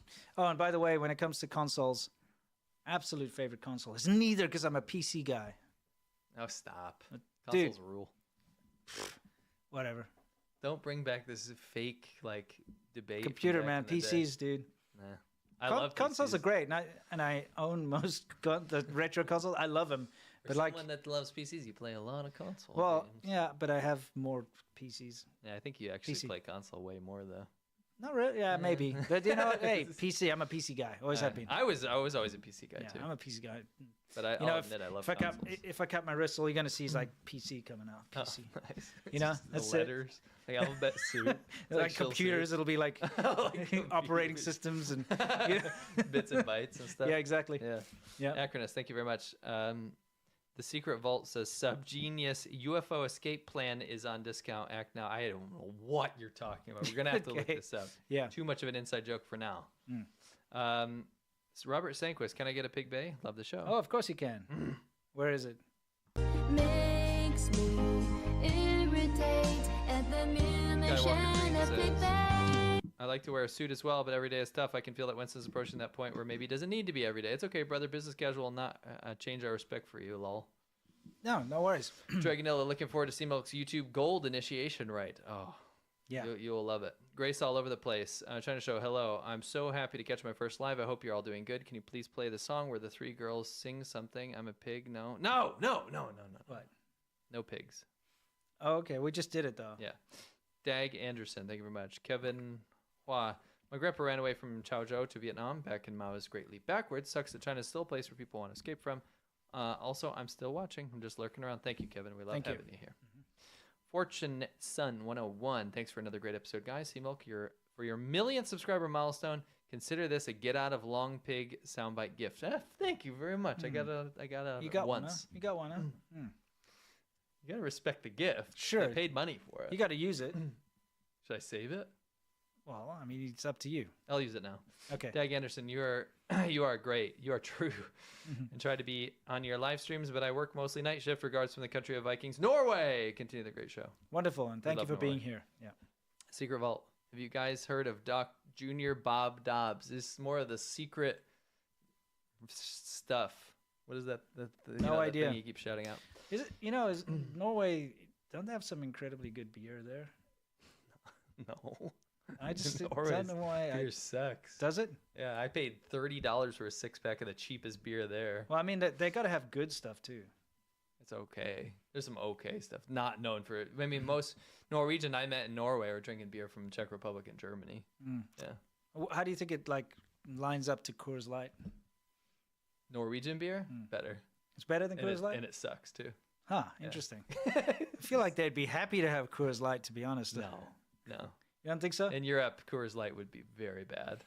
I don't know. European beer is I'd like to love ask beer in my European friends what they think of Coors Light. It's bad for you them. know, It's bad like for the them. can. Yeah. That's amazing. You know the blue. You shill for that the blue label weirdest corporations. I'm sorry, but that's a cool gimmick. That is. It's amazing. Those of you who don't know, here in America they got this beer, and it's not like fantastic or anything. It's just mid, but it's a good mid. It's a solid mid. You know what I mean? It's like solid mid. Mid is bad. No, mid means middle. No, mid means bad. You know the meme? It's just like it's because people are so hyper like polarized that if you say this is the worst thing in the world, mid is worse than that. I don't know, man, because like you get, for me, you get high mids and lows, right? It's like Yeah, okay, you have a graphic high equalizer. mid. Yeah, you right? can do high mid. So it's a solid mid. Okay. But it's got like, it doesn't matter if it's on the can or the bottle, but I prefer the cans. You get these really cool aluminium cans that have a screw off top. I really like those. But it's got like these mountains in it, like the Rockies. We know. And every American knows. Yeah. Well, I'm not talking to Americans I here. know. If it's cold enough where it's enjoyable to drink, the mountains turn blue. Yeah. It's like a color changing. You know when you were a kid and you got like Hot Wheels cars and you put it in hot water and it changes color or something? Remember those? Yes. Something like that. It uses that technology. So, in risk of going super long here, hear me out a second. Okay.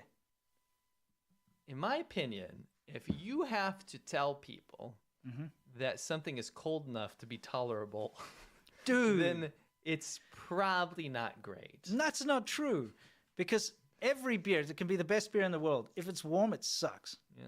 Okay. Tell that to your European. Yeah, but that's whatever. I'm telling this to Europeans. So here's the thing. Imagine you going to a fridge and you're dying for a nice beer, but someone's just put some crap in there. Massive alcohol. No, you don't need to be a massive alcoholic. Drinking beer. Dying for a beer. Yes, because a beer is different from like hard liquor. If you say I'm dying for a fistful of tequila, that's a bit different, okay? Or I'm exactly. I'm dying for like a hardtack. You know, it's like, oh, give me that Jim Beam. That's different, right? But a beer is like you want to cool off. You had a hot day. You're sweating. I gotcha. I feel you. You go to the fridge and someone's just put your favorite beer in the fridge, right? You open it and you grab it and it's warm, or it's starting to get cold and it's disgusting. There's nothing worse than that. Then you have to throw that beer away. You literally have to go like down the drain, and then you have to put it back.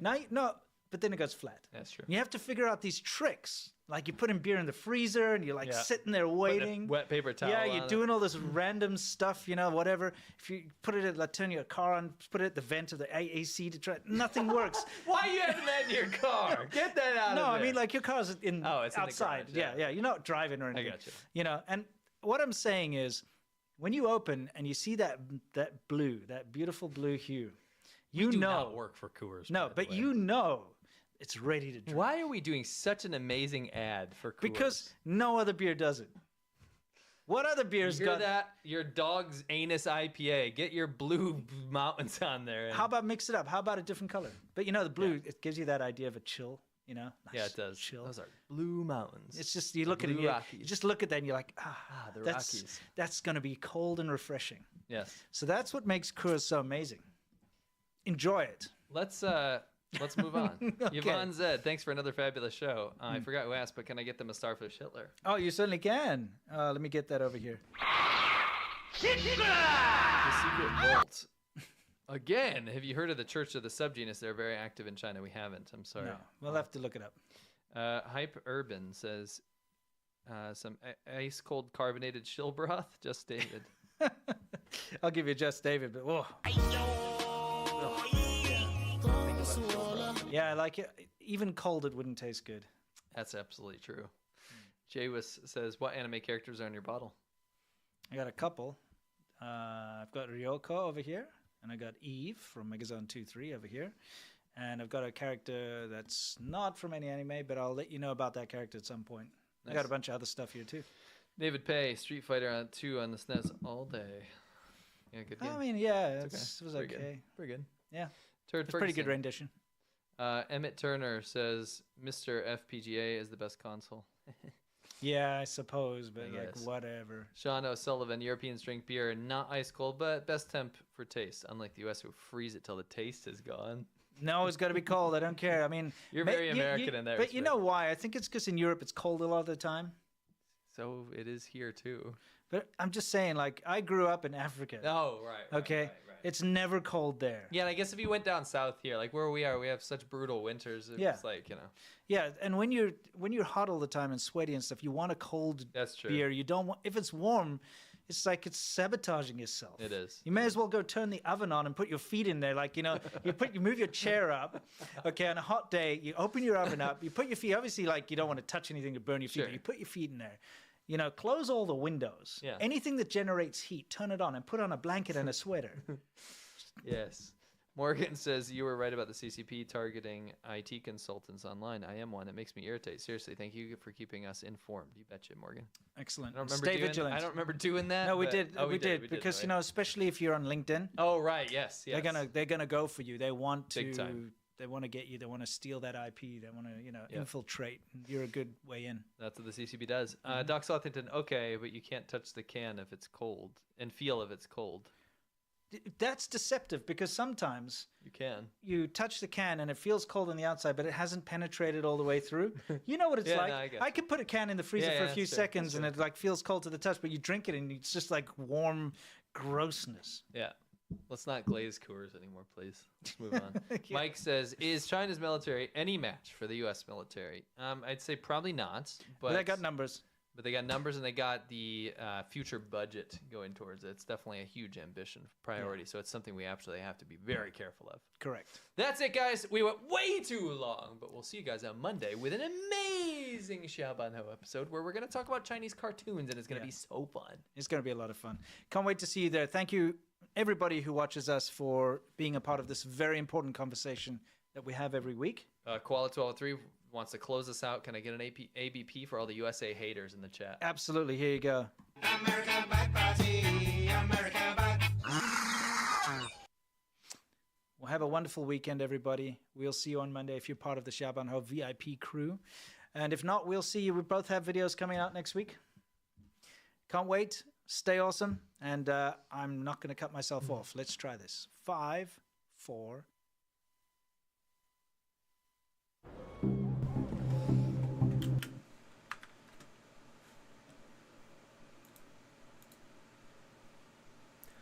Alright, well that went a lot longer than it normally does. Oh. So, unfortunately, I'm going to have to call it here. But we will be back on tomorrow. Somewhat earlier, possibly. Just a little bit earlier. Anyways, thanks for watching. Have a